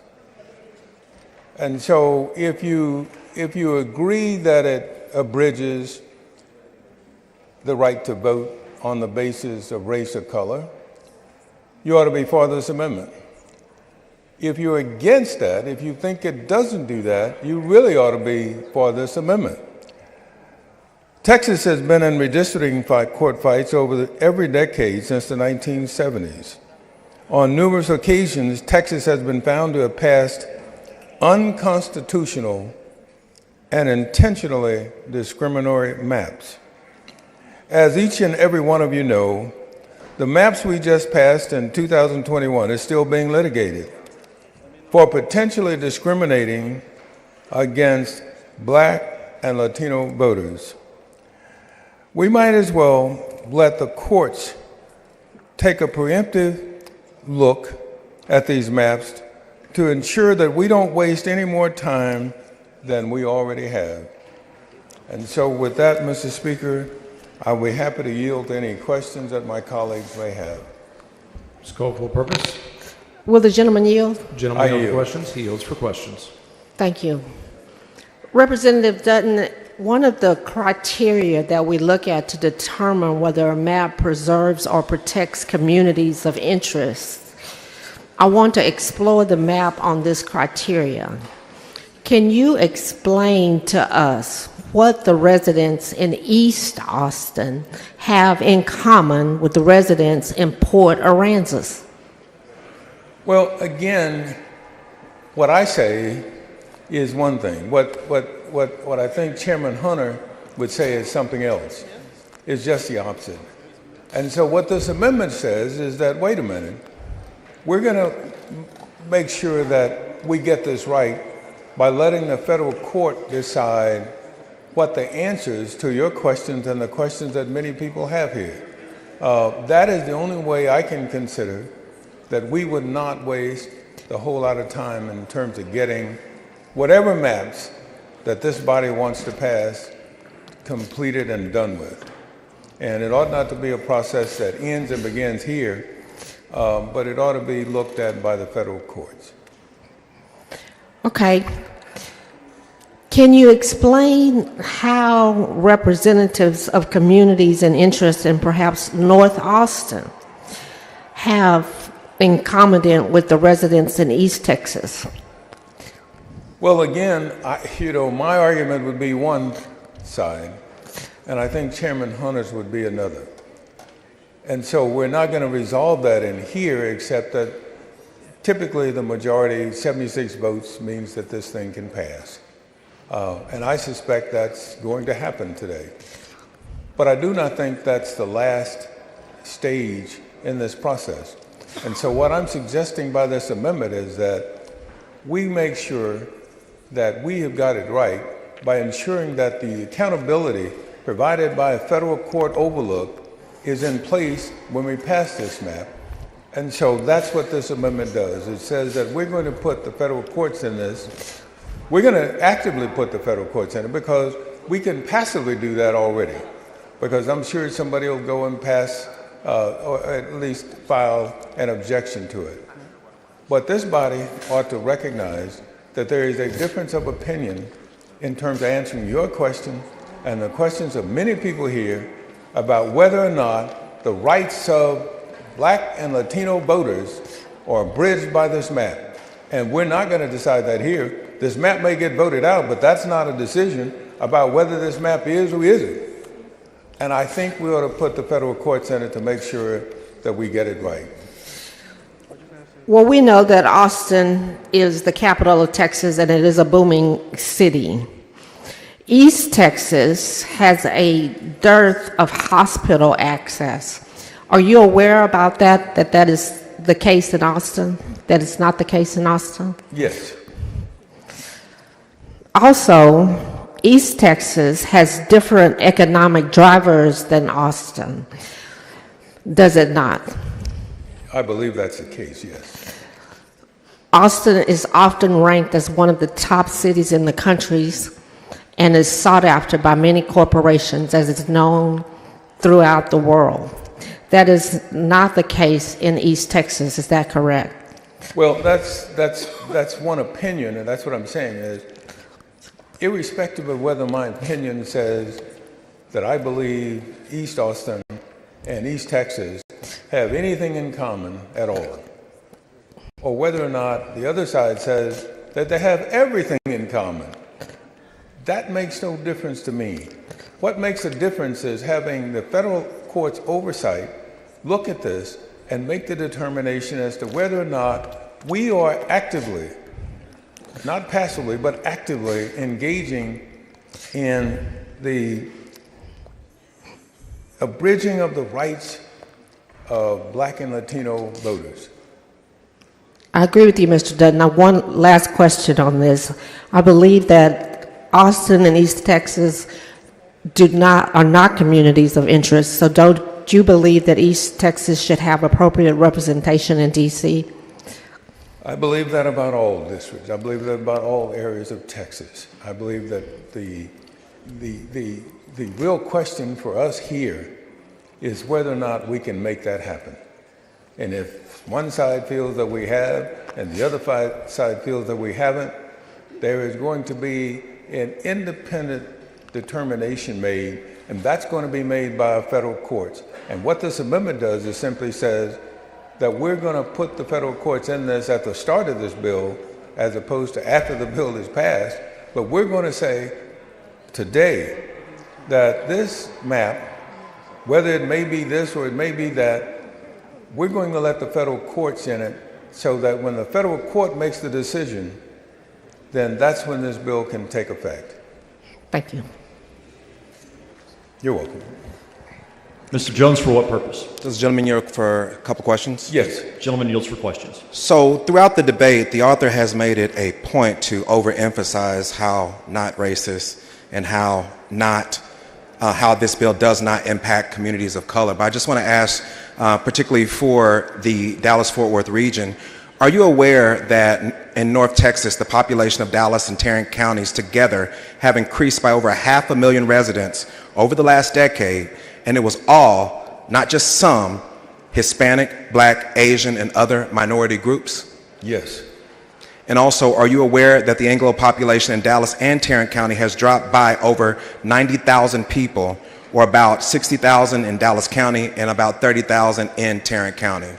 Yes, I am. And that's the point I'm making, is that if you look through it through the eyes from which you're looking, you'll come up with one conclusion about what's going on and what needs to be done. What I believe the other side is doing is looking through another lens and suggesting that that's okay under the law. Well, I think the only way we know what's okay under the law is to have the law take a look at it, and that's the federal court's job, and that's why I'm having this amendment, to make sure that the federal courts are in this bill so that this bill does not take effect until the federal courts have made a decision. In fact, one of the cases, the Purcell case, which says that it stands for the proposition that if you get a change in election law to the courts too late, it's too late. It means that if you get it there too late to effectively do the changes by the federal court will basically ignore it. And so what this does is says that we're going to put the federal courts in it so that the federal courts will decide the issues that have been raised here, whether or not they are in fact one way or the other. Well, thank you so much for that, Representative Dutton. Gentleman's time has expired. Mr. Speaker, Ms. Bowers, for what purpose? I'd like to ask the gentleman's time be extended. Members, this is a motion for the first extension of time on the amendment layout. Is there objection? Chair here. Okay, there's a record vote has been requested on the motion to extend time. All those in favor vote aye. All those opposed vote nay. Clerk will ring the bell. Show Mr. Hunter voting aye. Show Mr. Dutton voting aye. Show Mr. Basout voting aye. Show Mr. King voting aye. Have all members voted? Have all members voted? There being 118 ayes and 15 nays, the motion prevails. Ms. Bowers, for what purpose? Thank you, Mr. Speaker. Will the gentleman yield for question? Just one question. I yield, Mr. Speaker. The gentleman yields for questions. Thank you, Mr. Speaker. So, Mr. Dutton, when it goes into communities of interest, just a quick question. What interest does the Dallas-Fort Worth Metroplex share with the Panhandle, if any? Well, I'm probably not the best person to answer that because I must admit I don't know a whole lot about the Panhandle, but I suspect that the answer is going to lie not with me, but with the federal courts. The federal courts are going to make that determination, and they're going to take a look at this and determine, again, whether combining communities of disinterest is appropriate. They have said so in certain cases, but I don't think that the question you're asking is one that's on point with the case that's been decided. And so what I'm suggesting is that we ought to make sure that the federal courts are ingrained in this bill so that they can actually make this determination that both sides, I think, want made. Yes. Because I don't think one side wants to, one side is saying it's a racist map, the other side is saying, well, race didn't play a part in it. It's all political partisan. Well, you know, you could, as a lawyer, I suspect that depending on who paid me, I could probably argue either side. But the point is that we need an independent accountability for this bill, and that's the only way we're going to get it is through the federal courts. And so we might as well put them in this bill and make sure that this bill doesn't take effect until we've had that federal court decision. And that's what this amendment does. Thank you for that. I mean, the simple answer is not a darn thing. Probably, you're right. You're right. And whether or not that ought to be considered in terms by the courts is a whole separate matter. And so that's why everybody ought to be voting for this amendment. Thank you, sir. And I move adoption of the amendment, Mr. Speaker. The chair recognizes Mr. Hunter in opposition to the amendment. Members, I'll be motioning table.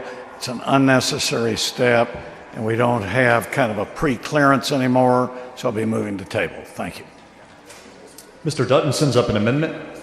Excuse me, chair recognizes Mr. Dutton to close on the amendment.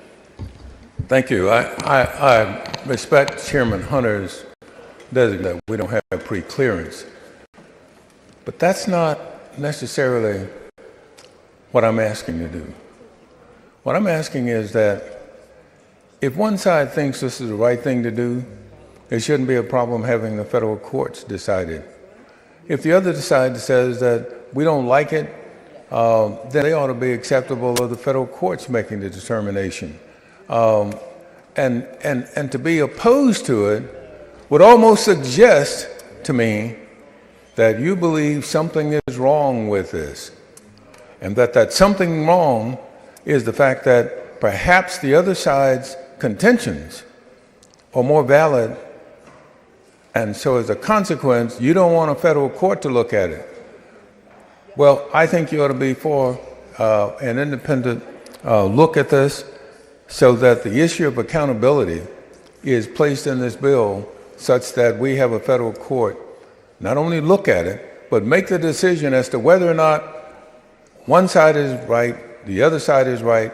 I trust the federal courts. You've had several arguments from the back mic from both sides about what federal courts have said. This is an attempt to give the federal courts an opportunity to say whether or not this bill is valid and whether or not it abridges the rights of the people of color, both black and Latino citizens in this state.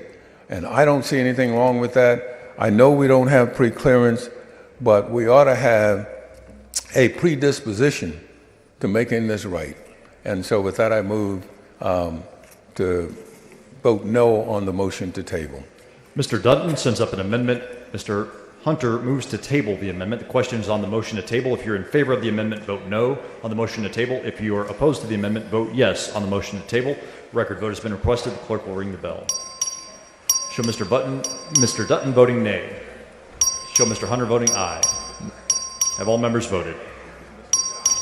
Have all members voted? There being 85 ayes and 49 nays, the motion to table prevails.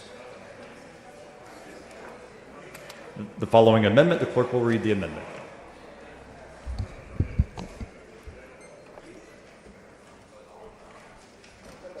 Amendment by Howard. Chair recognizes Ms. Howard.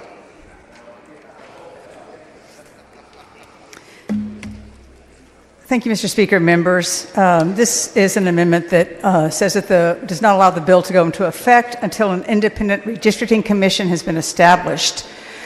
Members, what is happening on the floor today is a blatantly obvious attempt to determine the outcome of the upcoming midterm election before a single vote is cast. Those who vote in favor of this bill will be supporting a process that has been engineered to dilute the power and voices of voters of color in Texas. With the push of a button, you are taking the decision away from the voters of Texas.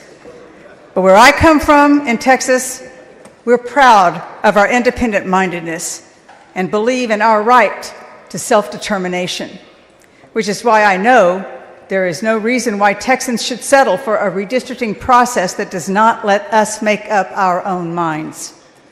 Today's proceedings are proof that the legislature should not be responsible for drawing these maps. It's clear that when left to do so, the legislature will abuse its power to silence the voices of its constituents. House Bill 4 targets congressional districts that have historically been held by Texans of color and eliminates the community's ability to elect the candidate of their choice. Here in Travis County, the proposed maps would eliminate our only court-ordered minority opportunity district created to protect the voting rights of people of color. In 2017, a panel of federal judges ruled that 3 of our congressional districts, including CD 35 here in Travis County, were illegal and violated the Voting Rights Act and the Constitution. As a result, Texas was forced to redraw the maps to ensure Texans of color received fair representation in Congress. Now this body seeks to eliminate that district and strip black and brown voters in Austin of their voice in Congress. As many of you know, I have called Austin my home for my entire life. I spent my youth in and around North Austin, my young adulthood in Central and East Austin, and have called West and South Austin home for the last 50 years.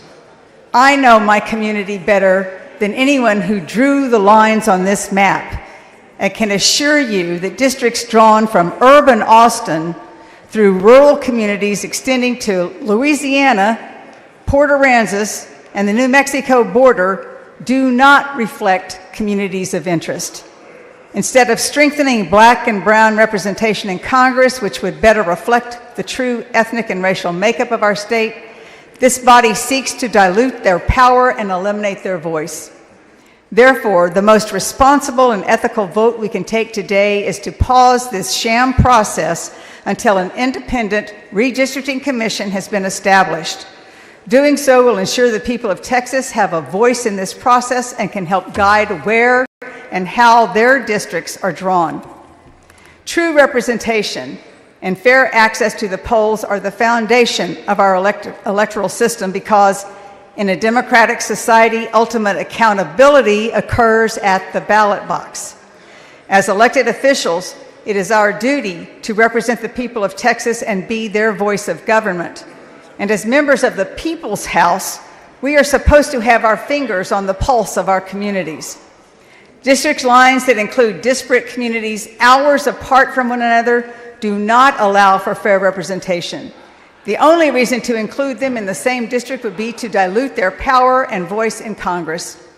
HB 4 is a blatant attempt by a handful of elected officials to choose their voters because they are afraid their voters won't choose them.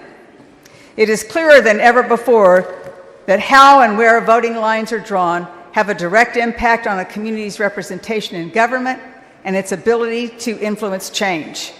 I urge you to vote in favor of this amendment and show your constituents that you value their voice over currying favor with your political allies. Mr. Speaker. And I yield for Ms. questions. Hinojosa, for what purpose? Will the representative yield for questions? Yes, I will. The gentlelady yields for questions.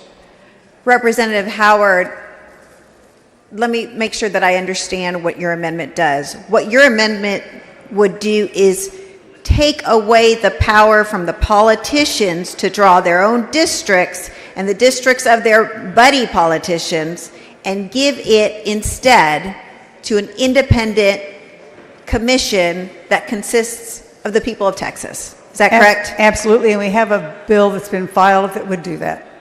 And whose bill is that? It's Representative Johnson's bill. Okay. Johnson's bill. And is this an issue of first impression for you, Representative Howard? Have you heard of this before, these independent redistricting commissions? Yes, I've actually filed legislation for an independent redistricting commission basically every session for over the past decade. Thank you. And I have signed on to your legislation. I appreciate that effort. Are you aware that the Independent Redistricting Committee protects minorities from illegal cracking and packing of their districts? Yes, I am aware. And isn't that in fact what is happening in this bill, the cracking and packing of minority districts? It certainly appears that way, and we certainly have an example of it here in Travis County. And in fact, minority districts are targeted for elimination in this bill, aren't they? Certainly in Travis County, that's the case. In Travis County, we have 2 congressional districts, is that correct? Who has 2 congressional districts? Currently, there are 2 congressional districts in Austin. There are actually, I guess I'm trying to understand the question. Okay. Because there's several congressional districts that are part of Austin. Okay. But we have 2 right now that are Democratic districts, yes. And one of those is the court-ordered minority opportunity district, and it is no longer a part of Austin in this map. So it is eliminated. The one minority opportunity district is eliminated. Is that correct? Absolutely. Okay. And of course, you and I both live in Austin, and so that is an issue of interest to us. Are you familiar with Congressional District 34, which is also significantly altered in South Texas, the Rio Grande Valley, where I am from? You'll have to explain that to me.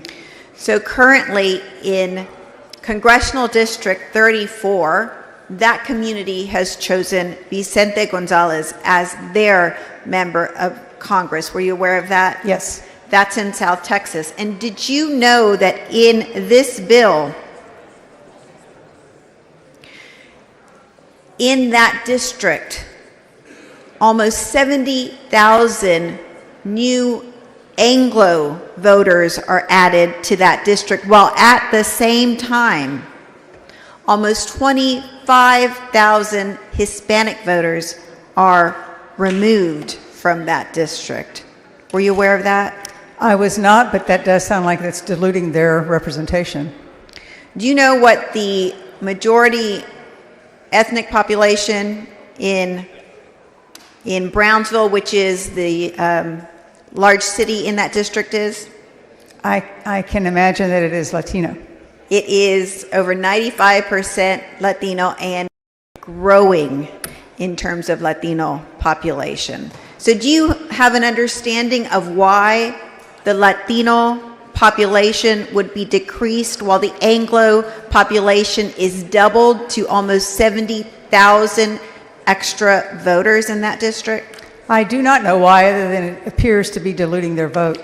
Does it sound to you like the Texas Republican leadership that drew this map is enhancing and embracing the Latino vote in this district, or running from it? I would suggest running from it.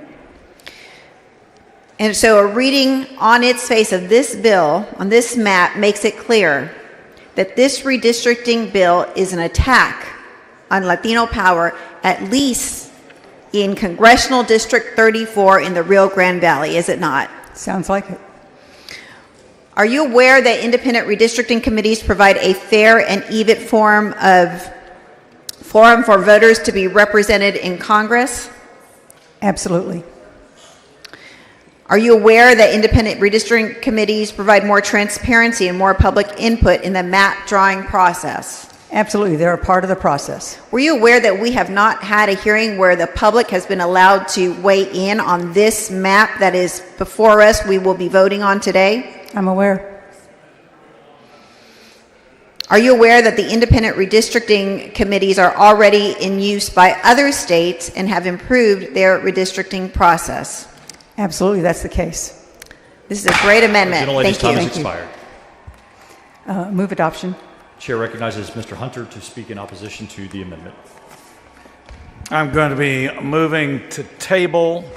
The Redistricting Commission is really a delay of this process. We're in the middle of what we can do by law, and so I'll be moving to table. Chair recognizes Ms. Howard to close on the amendment. Thank you, Mr. Speaker. Members, I just reiterate that the examples that I've given in particular in regard to Travis County clearly show that there are not communities of interest being kept together here. When you have Austin reaching all the way to the Permian Basin and Midland, Odessa, clearly not the same issues. Reaching to the Big Thicket in East Texas, reaching to Port Aransas, Matagorda Bay, Port Lavaca, and the coast of Texas. With Austin, our issues are very different. We need to have compactness. We need to have communities of interest. An independent redistricting commission would be a way that we could establish that. And with that, what am I doing? Motion to table. Oppose the motion to table. Thank you. Ms. Howard sends up an amendment. Mr. Hunter moves to table the amendment. The question is on the motion to table. If you are in favor of the amendment, vote no on the motion to table. If you're opposed to the amendment, vote yes on the motion to table. Record vote has been requested. The clerk will ring the bell. Show Ms. Howard voting no. Show Mr. Hunter voting aye. Have all members voted? Have all members voted? There being 86 ayes and 51 nays, the motion to table prevails.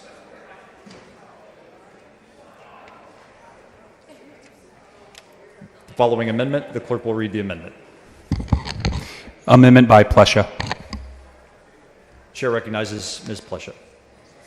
Thank you, Mr. Speaker. Members, this amendment is simple. If you believe in redistricting as a principled process, then you should have no problem saying yes to this amendment.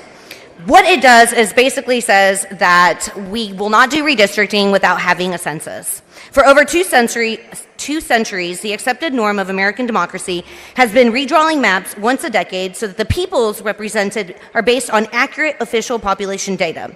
This amendment simply codifies that tradition.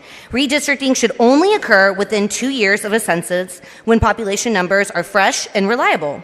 Anything else opens the door for those in power to consistently choose their voters rather than the voters electing them. What changed between 2021 and 2025 that requires this body to readdress the fairness of our maps? This isn't about fairness or representation. It's about rushing through maps before 2026 midterms elections. That's not the reason. If that's not the reason, why are we rushing this? If my Republican colleagues reject this amendment, they are admitting on record that this bill isn't about fairness. This is a test whether this House stands for democratic norms or unfair manipulations. I move adoption. Mr. Speaker? Mr. Reynolds, for what purpose? Would the gentlelady yield for questions? I do. The gentlelady yields for questions. Thank you. Thank you, Representative Plesa. Are you aware that in Houston, voting precincts with high populations of non-citizens east of downtown would be carved out of CD 29, currently represented by Congresswoman Sylvia Garcia's district, and moved to a newly drawn district that would have supported President Trump by 15 percentage points in the 2020 election? Yeah, CD 29 includes many low citizenship voting precincts, especially in the areas east of downtown Houston. Many of these precincts also saw very low turnout in November 2024. In some precincts, only 30% of registered voters cast ballots versus the 62% in a typical Texas precinct. So this new district is packing non-citizens who are predominantly Latino and also Latino citizens who are low propensity voters, correct? You are correct. It looks like many of the voters who are low propensity or non-citizens in the Latino community were moved into CD9. Is that correct? It appears so. Are you aware that currently CD9 is represented by Congressman Al Green? Yes. CD35 also has low propensity and non-citizen Latino community members moved into CD27 in the Austin area. Is that correct? Yes, sir. Are you aware of this purposeful targeting of Latino populations? Yes, it seems to be targeting them. To quote law professor Justin Levitt, isn't it true that putting people who can't themselves vote in a district with people who can vote and have very different concerns dilutes the representation of folks who can't vote at all? This is the most cynical form of cracking and packing on the basis of race. Are you aware that Texas has employed the strategy of packing low propensity voters from Latino communities in redistricting before? Yes.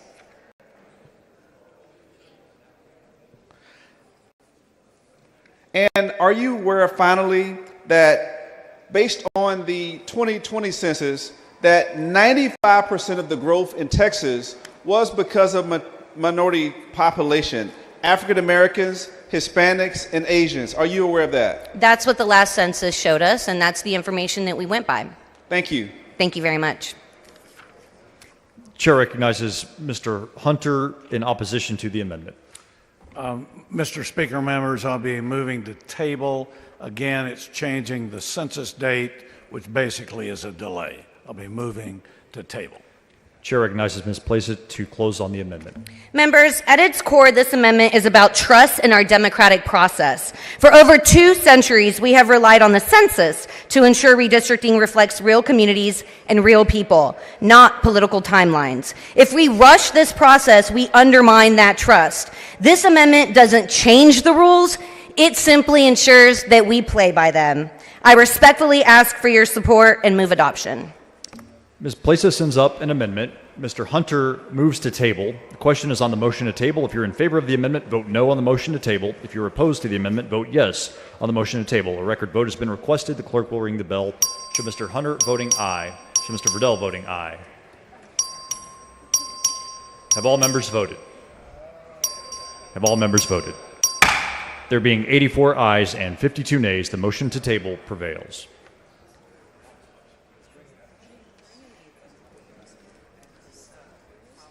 The following amendment, the clerk will read the amendment. Amendment by Garcia Hernandez. Chair recognizes Ms. Garcia Hernandez. Thank you, Mr. Speaker. Members, right now we are flying blind in terms of data for House Bill 4, when we should be focusing first and foremost on legislation to help Texans who are affected by hill country floods. After they were ensured we would, or eliminating the STAR test, we are instead debating this map. A different map than the one that had public hearings, and that is missing an examination of updated CVAP, Citizen Voting Age Population Study data. As such, I'm offering this amendment to provide that information. This amendment simply mandates the Secretary of State conduct a CVAP study of this new proposed map and release the results of said study before the final day of the filing period before the 2026 primary for members of the United States House of Representatives of the 120th Congress from the state of Texas. A CVAP study is a study of the racial and ethnic data of the measured area, in this instance of the state of Texas. If this is not done, we will be using data from Census 2020 for this mid-decade redistricting. Data that is outdated from 5 years ago. CVAP studies are done every census, but we have no updated census data currently. The United States Census is a nationwide count of every person living in the United States. It is meant to provide comprehensive data on the population's size, age, race, ethnicity, housing, and family structure makeup of this country. Typically, before any redistricting occurs, the country takes a census to determine what changes have occurred, which is why redistricting is done right after the census, like we did in 2021. However, for this rigged mid-decade redistricting scheme, there is no new census or even data being collected. Let's change that. This amendment mandates that the Secretary of State conduct a citizen voting age population study of the racial and ethnic groups of this state. Furthermore, the results would be publicly released by the Secretary of State before the last day to file as a candidate in the primary election held in 2026, and will also contain recommendations for legislative action if necessary. Republicans say that this rigged mid-decade redistricting scheme is not based on racial grounds, so let's find out. There should be no issue with this amendment if this new map is not based on racial grounds. This amendment would be beneficial because it could lay to rest any claims of racial gerrymandering once and for all for this proposal. Please support this amendment for a CVAP study. Let's make sure we have the appropriate data to understand the impact of what we're doing here during this unprecedented and uncommon mid-decade redistricting. Mr. Speaker. Mr. Moody, for what purpose? Will the gentlelady yield for some questions? Does the gentlelady yield for questions? I yield for questions. Gentlelady yields for questions. Thank you, Representative. And in laying out this amendment, you talked about the accuracy of data. You specifically referenced accurate population data. In fact, your amendment calls for a CVAP report to be produced. You would agree with me that it's fairly important in the redistricting process to have updated and accurate information. Isn't that correct? Yes, absolutely. And specifically, when we're talking about what your amendment does, and that directs the Secretary of State to gather this CVAP analysis, that is not something that is uncommon, right? That actually does, that happens when we go through the census process and the following redistricting redistricting process following the census. Absolutely, that's correct. We're essentially just making sure that whatever is typically done in the census prior to when we typically redistrict is in fact being done through the CVAP study. And so I think just so that we can go through this, the data you're trying to drill down to, and for those of us who have kind of worked around this policy area before, CVAP is a term that we use and stands for Citizen Voting Age Population. So we're not talking about the population, we're not talking about voting age population. We are then talking about probably the smallest subset of that, which would be citizen voting age population within those congressional districts that are being proposed here. Is that correct? Yes, that's correct. And then you further bracketed that to talk about looking at those numbers as it's based on racial ethnicities. Yes, that's correct. Okay, and being part of the redistricting committee, and I did this work back in 19 and 21 as well. We heard a lot of testimony about the growth of the population in this state, and that people of color make up 95% of Texas's recent population growth. But the map that we're seeing today, and again, we don't have the data that your amendment would provide, it creates more majority Anglo districts. Is that your understanding of the map that we have in front of us? Yes, that is correct. And I know that we've had a significant amount of conversation about what is driving the drawing of these maps, and that the claim is that there is no racial gerrymandering, and it's important, right? If racial gerrymandering is prohibited, and so the claim here is that that's not being done. Are you aware that that's the claim that's being made as it pertains to this particular map? Yes, absolutely. And so I think drilling down to the core of your amendment, you were saying, if that's not what's going on here, then let's see.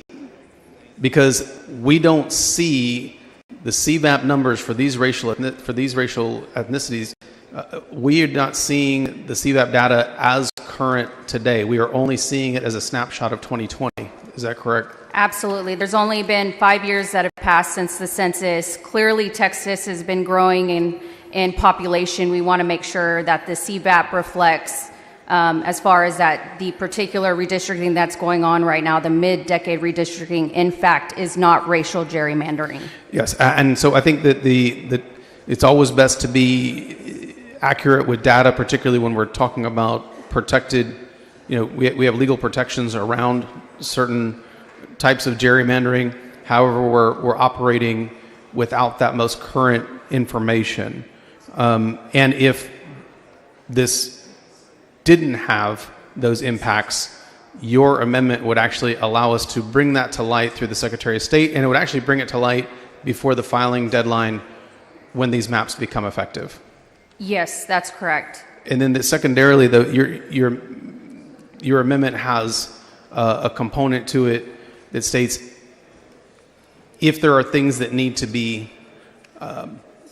mitigated after that Secretary of State report, there then is an opportunity to fix those. So even in the event that there is something that happened here that we don't know because we don't have the numbers, that would give an opportunity to alleviate those concerns around racial gerrymandering. Is that correct? That is correct. The actual amendment itself indicates that after the creation of the report, that the Secretary of State can, in fact, not only report the results of the study, but provide recommendations for legislative or other action to correct any issues. In your opinion, how important is it for the people that we all represent to know, to have confidence in the fact that there is not racial gerrymandering going on here? I think it's incredibly important, and more than anything, I know we, in particular, continue to keep talking about the cases that have come out of the U.S. Supreme Court.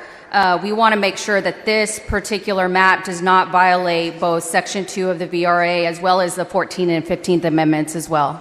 And so the CVAP data that you're after here, to bring everything up to date, to say this is what Texas looks like today, that would be able to verify what's going on, what's underneath this, and if there is any racial gerrymandering going on. Is that the purpose of the amendment? That is correct, and that's all that we're asking for, is just making sure, since we don't have a recent census and therefore redistricting based off that, we in fact compile the data that's needed to confirm that in fact these maps are not being drawn on racial lines. And because certain racial groups have protections under the Voting Rights Act, is it your belief that having this CVAP data does in fact protect people's rights here in Texas under the Voting Rights Act? Absolutely, I do.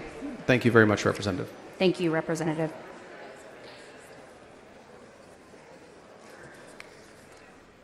Mr. Hunter in opposition. Thompson, for what purpose?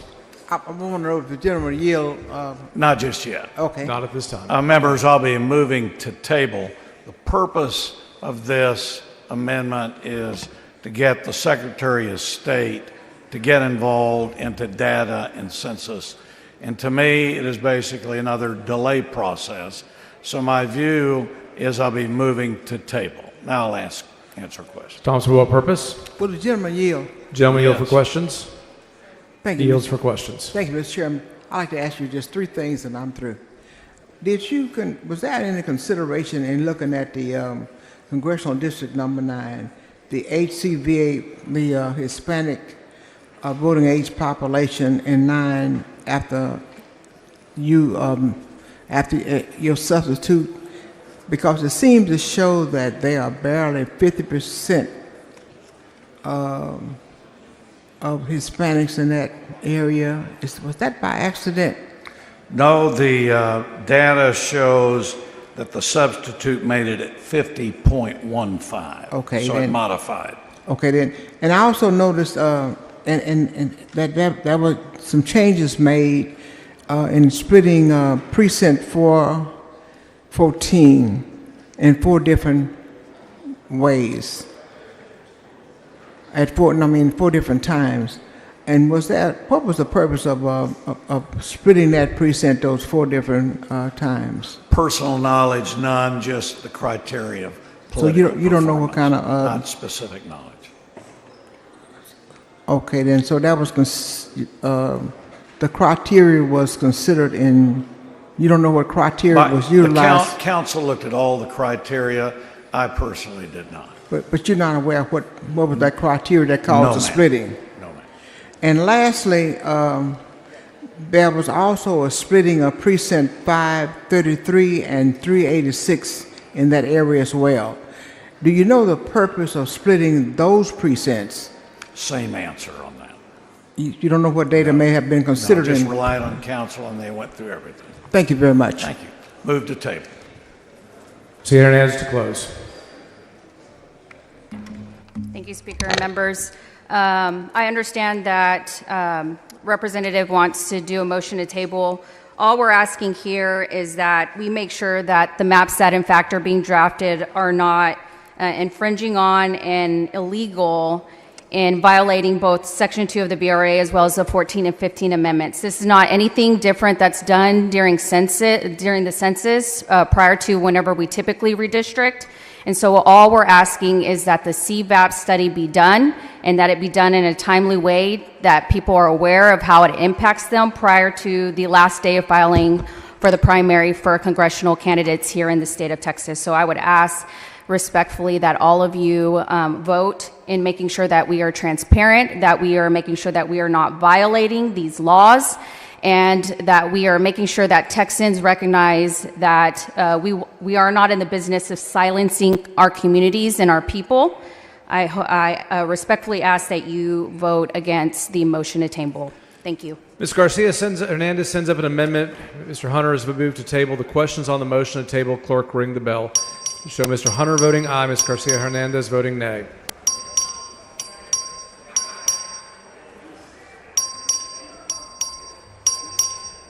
Have all members voted? Mr. Alcott voting aye. Have all members voted? 87 ayes, 52 nays. The motion to table prevails. Following amendment, clerk will read the amendment. Amendment by Bernal. Chair has Mr. Bernal.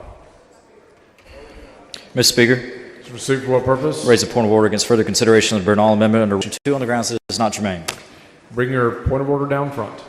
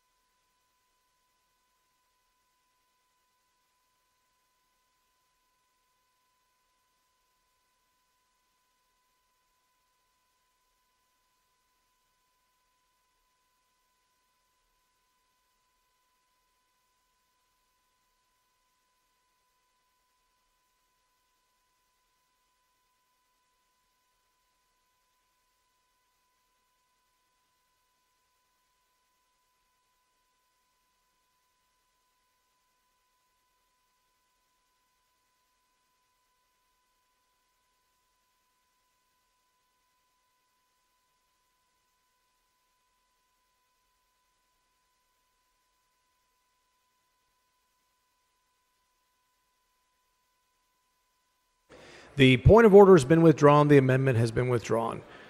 The following amendment, the clerk will read the amendment.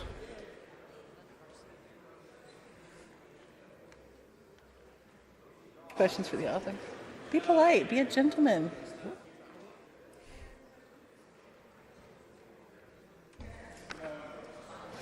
Amendment by Garcia of Dallas. Chair recognizes Ms. Garcia. Mr. Speaker. Thank you, Ms. Mr. Speaker. Members, my amendment is straightforward. This bill would not go into effect until Congress enacts legislation to make Social Security solvent. I raise a point of order against further consideration of this amendment under Rule 11, Section 2 on the grounds that it is not germane.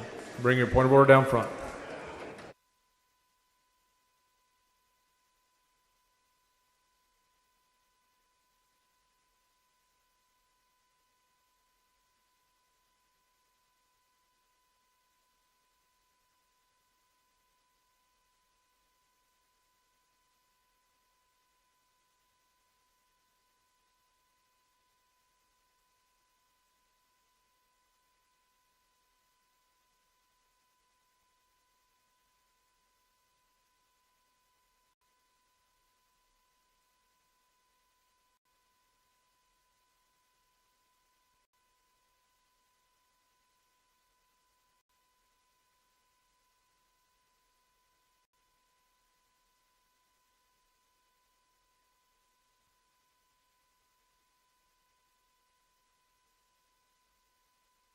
The point of order has been withdrawn. The amendment's been withdrawn.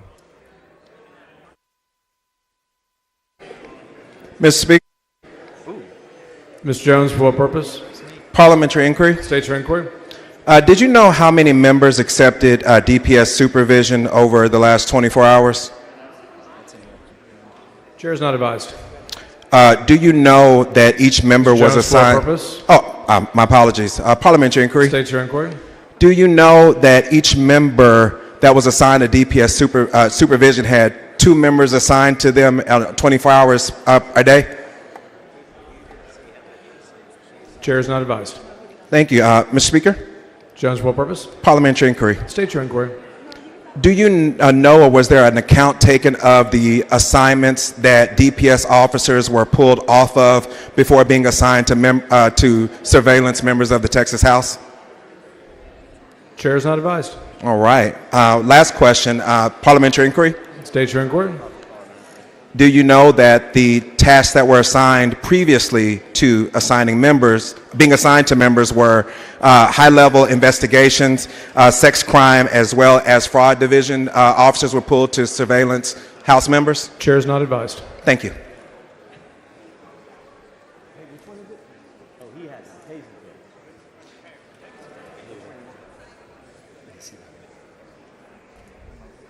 Following amendment, clerk will read the amendment. Amendment by Lalani. Chair has Dr. Lalani.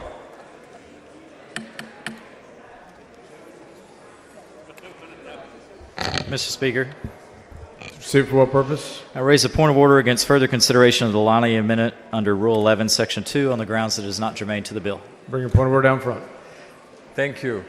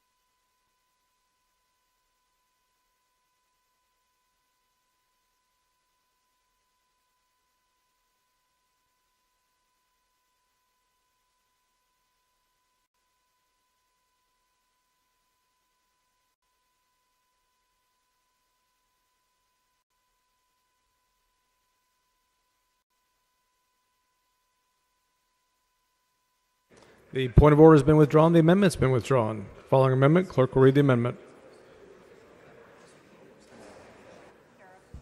Mr. Wu.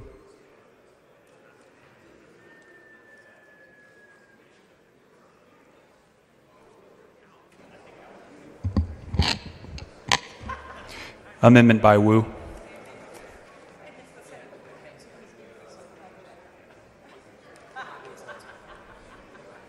Chair recognizes Mr. Wu. Mr. Speaker, Mr. Kane, for what purpose? I raise a point of order against further consideration of this amendment under Rule 11, Section 2 on the grounds that the amendment is not germane to the bill.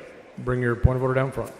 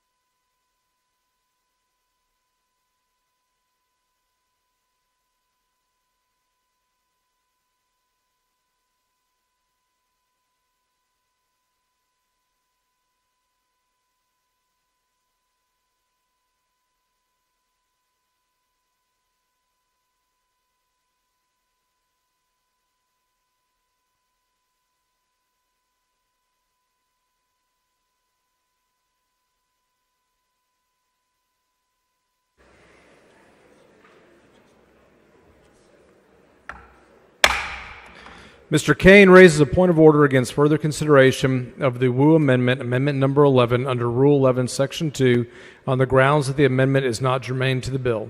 The bill changes the composition of districts for the election of members to the United States House of Representatives.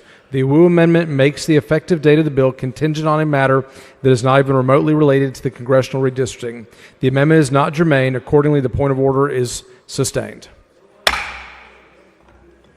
Following amendment, clerk will read the amendment. Amendment by Y. Davis of Dallas. Chair recognizes Ms. Davis.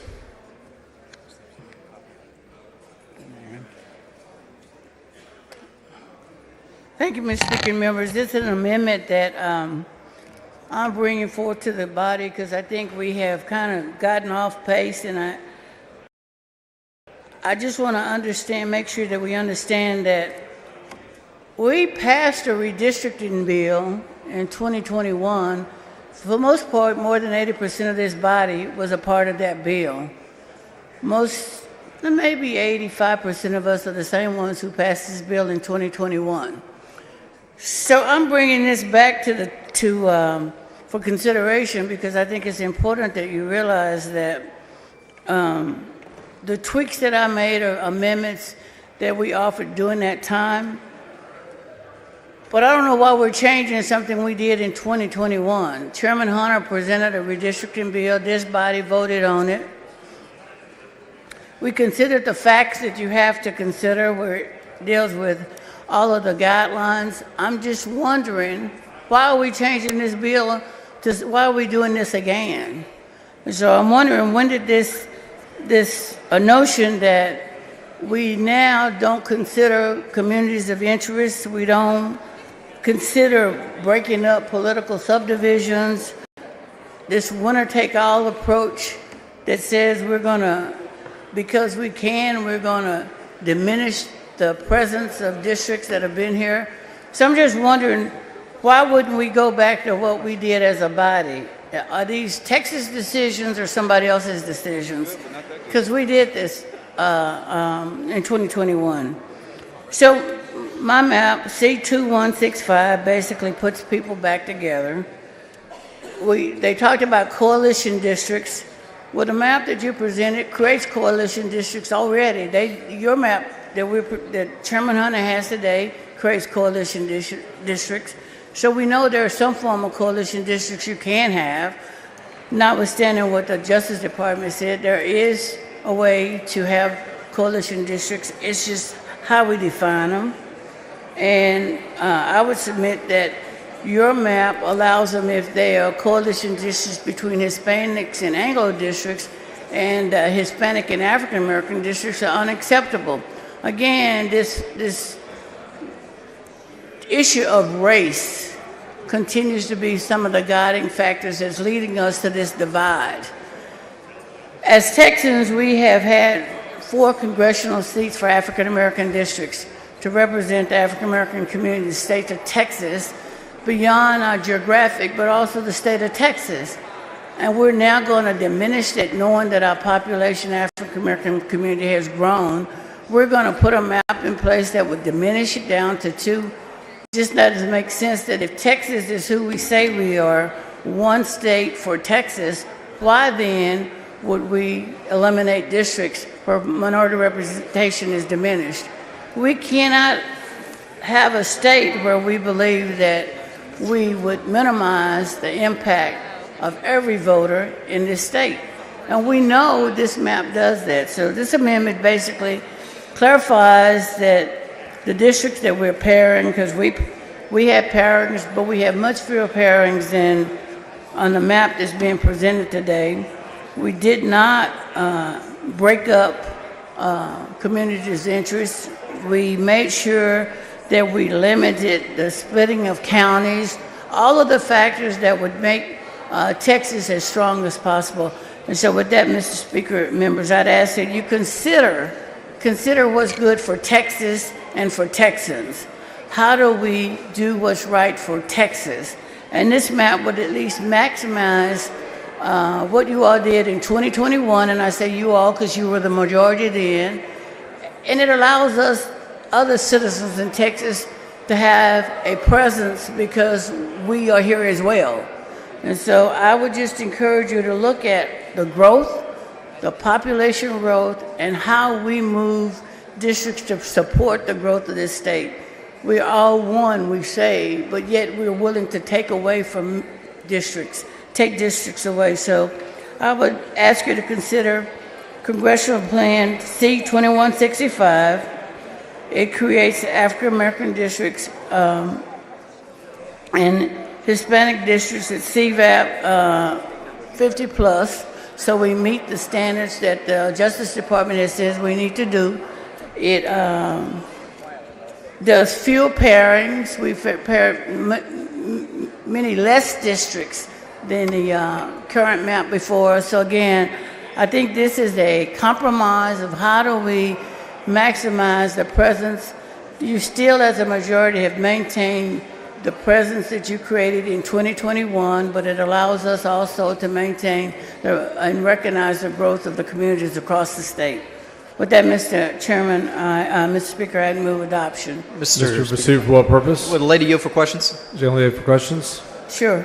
She yields for questions. Thank you, Ms. Davis. I take it from your layout, it's your contention that this amendment complies with the Voting Rights Act. Is that correct?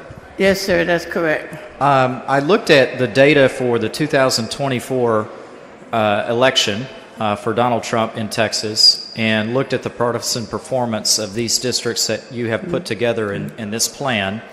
Would it surprise you to learn that this plan that you've put together would give 16 seats that perform in favor of Democratic candidates in your map? Would you dispute that? Are you aware of that? I'm not aware that it does give 16 seats. In fact, it says it's just the opposite. We understand it to be different than that. So when I looked at the 2024 election result data, it showed 16 seats with more than a 50%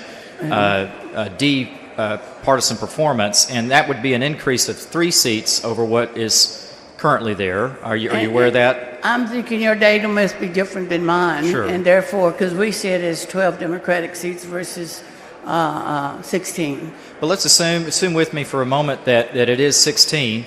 That would be 42% of the seats.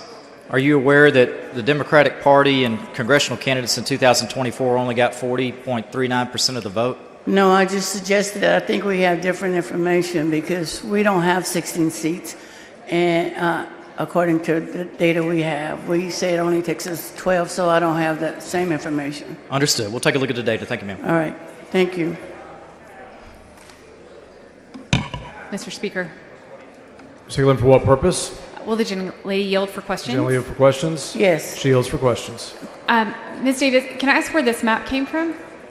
Yes, it came from my office. We've done redistricting for the last 30 years, every cycle, and the interim cycle that we did redistricting as well, it came from there. Okay. If you will notice, it would be the map that I presented in 2021. I don't know if you were here, you might not have been, but for the last 30 years, I've presented maps to maximize the presence so that African American voices can be heard in Texas through their governmental process. This map is the same as a previous map that you filed? With some additional, yes. We filed this in 2021. It's the same one. Did you hold any public hearings on this map? It was brought to the floor, and it was information we pulled together from our constituents. So I wasn't on redistricting to have the hearings. We didn't have hearings around. It was presented when Chairman Hunter was chairman of redistricting. He didn't allow us to make presentations, so it was brought to the floor. And when did you file this map this time? It was filed when we first started having redistricting first came up. Okay. I don't know the actual date. Okay. Did you receive any outside counsel for this map? No. You didn't work with anybody? Okay. No. Let me tell you who I work with. I work with the constituents and members that we've worked with this over the past years in terms of trying to ensure that we capture districts that represent the people of the state of Texas. So no, I don't have an outside counsel. I'm not a lawyer. I'm a layperson who's worked on this and continue to believe that Texas can do better. Okay. Would it surprise you to know that several members on the floor today have questions and influences that are coming from third parties, scripted questions, from influence from the NAACP?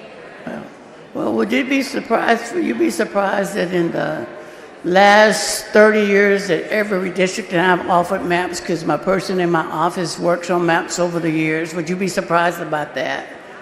This is not a new thing for me. This is something I worked on continuously, so I haven't needed to get outside counsel.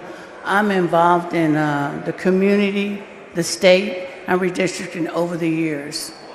In the hearings, the redistricting hearings, a lot of the testimonies that we heard were about some of the odd shapes and the stretched districts, but a lot of those are maintained in your map. So did you consider compactness of the districts, whereas some of the districts that were the most concerned had a distance across that was less than half a mile? Okay. It's like the one that they're drawing here in the maps that you're presenting that go the whole length of Texas, that go from Austin down to Port Aransas. I was much more compact than that, and they were drawn much more compact than that. We don't have one that leaves here and goes to West Texas. I'm looking at several that are stretches. Don't know what you're looking at. Erratic shapes and some stretches. That's long been an issue with regard to redistricting, and I can assure you our maps are much more compact than the ones that we're considering on the map that the chairman is presenting today. Are you aware that the current map actually does fix a lot more compactness, and it also draws the lines on natural boundaries, keeping counties whole? The natural boundaries, a lot of the cities are no longer cut in half. But you have some that still are. Okay. Did you have this map reviewed by any federal oversight to make sure it's in compliance with the Voting Rights Act? Okay, thank you. I don't have the luxury of a law firm drawing my map and bringing it to me and say present it. I didn't have that luxury. What I have is a staff person who has consistently for the last 40 years been involved in redistricting and making sure that we look at how we get the best representation for all Texans. Mr. Reynolds, for what purpose? Mr. Speaker, I move that all the remarks on House Bill 4 be reduced to right in the journal. Members, you've heard the motion. Is there objection? Chair is none. Mr. Speaker, may the gentlelady yield for questions? Yes. Expired. Mr. Speaker, I move for an extension of. Heard the motion. Is there objection? There's a record vote requested on all motions today. Clerk, ring the bell. So Mr. Hunter voting aye. King voting aye.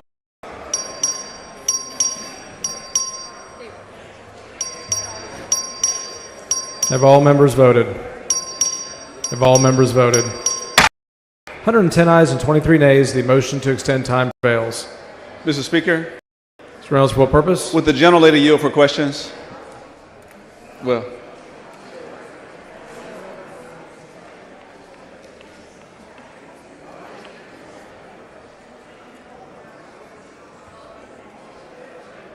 Does the gentlelady yield for questions?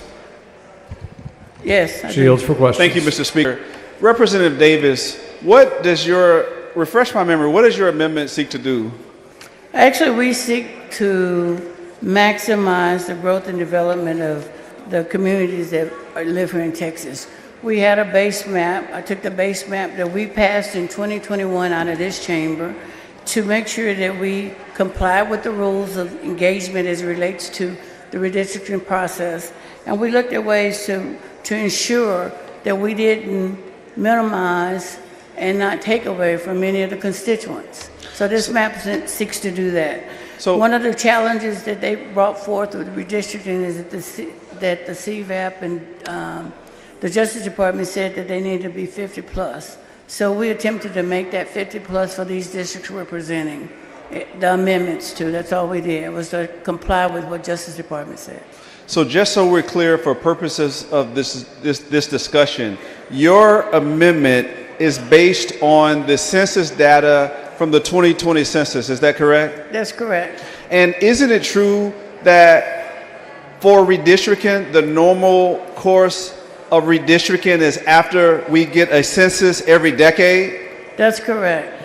And isn't it true that based on the 2020 census, that 95% of the growth in Texas was based on the growth of minorities that included African Americans, Asian Americans, and Hispanics, the Latino community? Is that correct? That's correct. And so your map attempts to reflect that growth in minority populations. Is that correct? As well as the growth, but as well as adjusting the numbers in the districts relative to what the Department of Justice said was flawed in a map that we passed. So one of the questions I want to ask, you indicated when you were being questioned by the previous witness, you indicated that you've worked on redistricting for the past 30 years. Is that correct? Yes.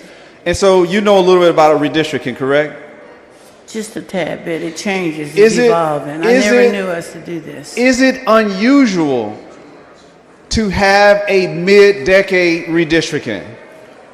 It is unusual to have a mid-decade redistricting plan. That has not been a practice. It happened one other time that I've been here. And as Chairman Hunter said, you can do it. But the question is, why are we doing something that we've already done? And we did this in 2021. And, you know, if we're not going to perfect it, why are we changing it to alter it to be more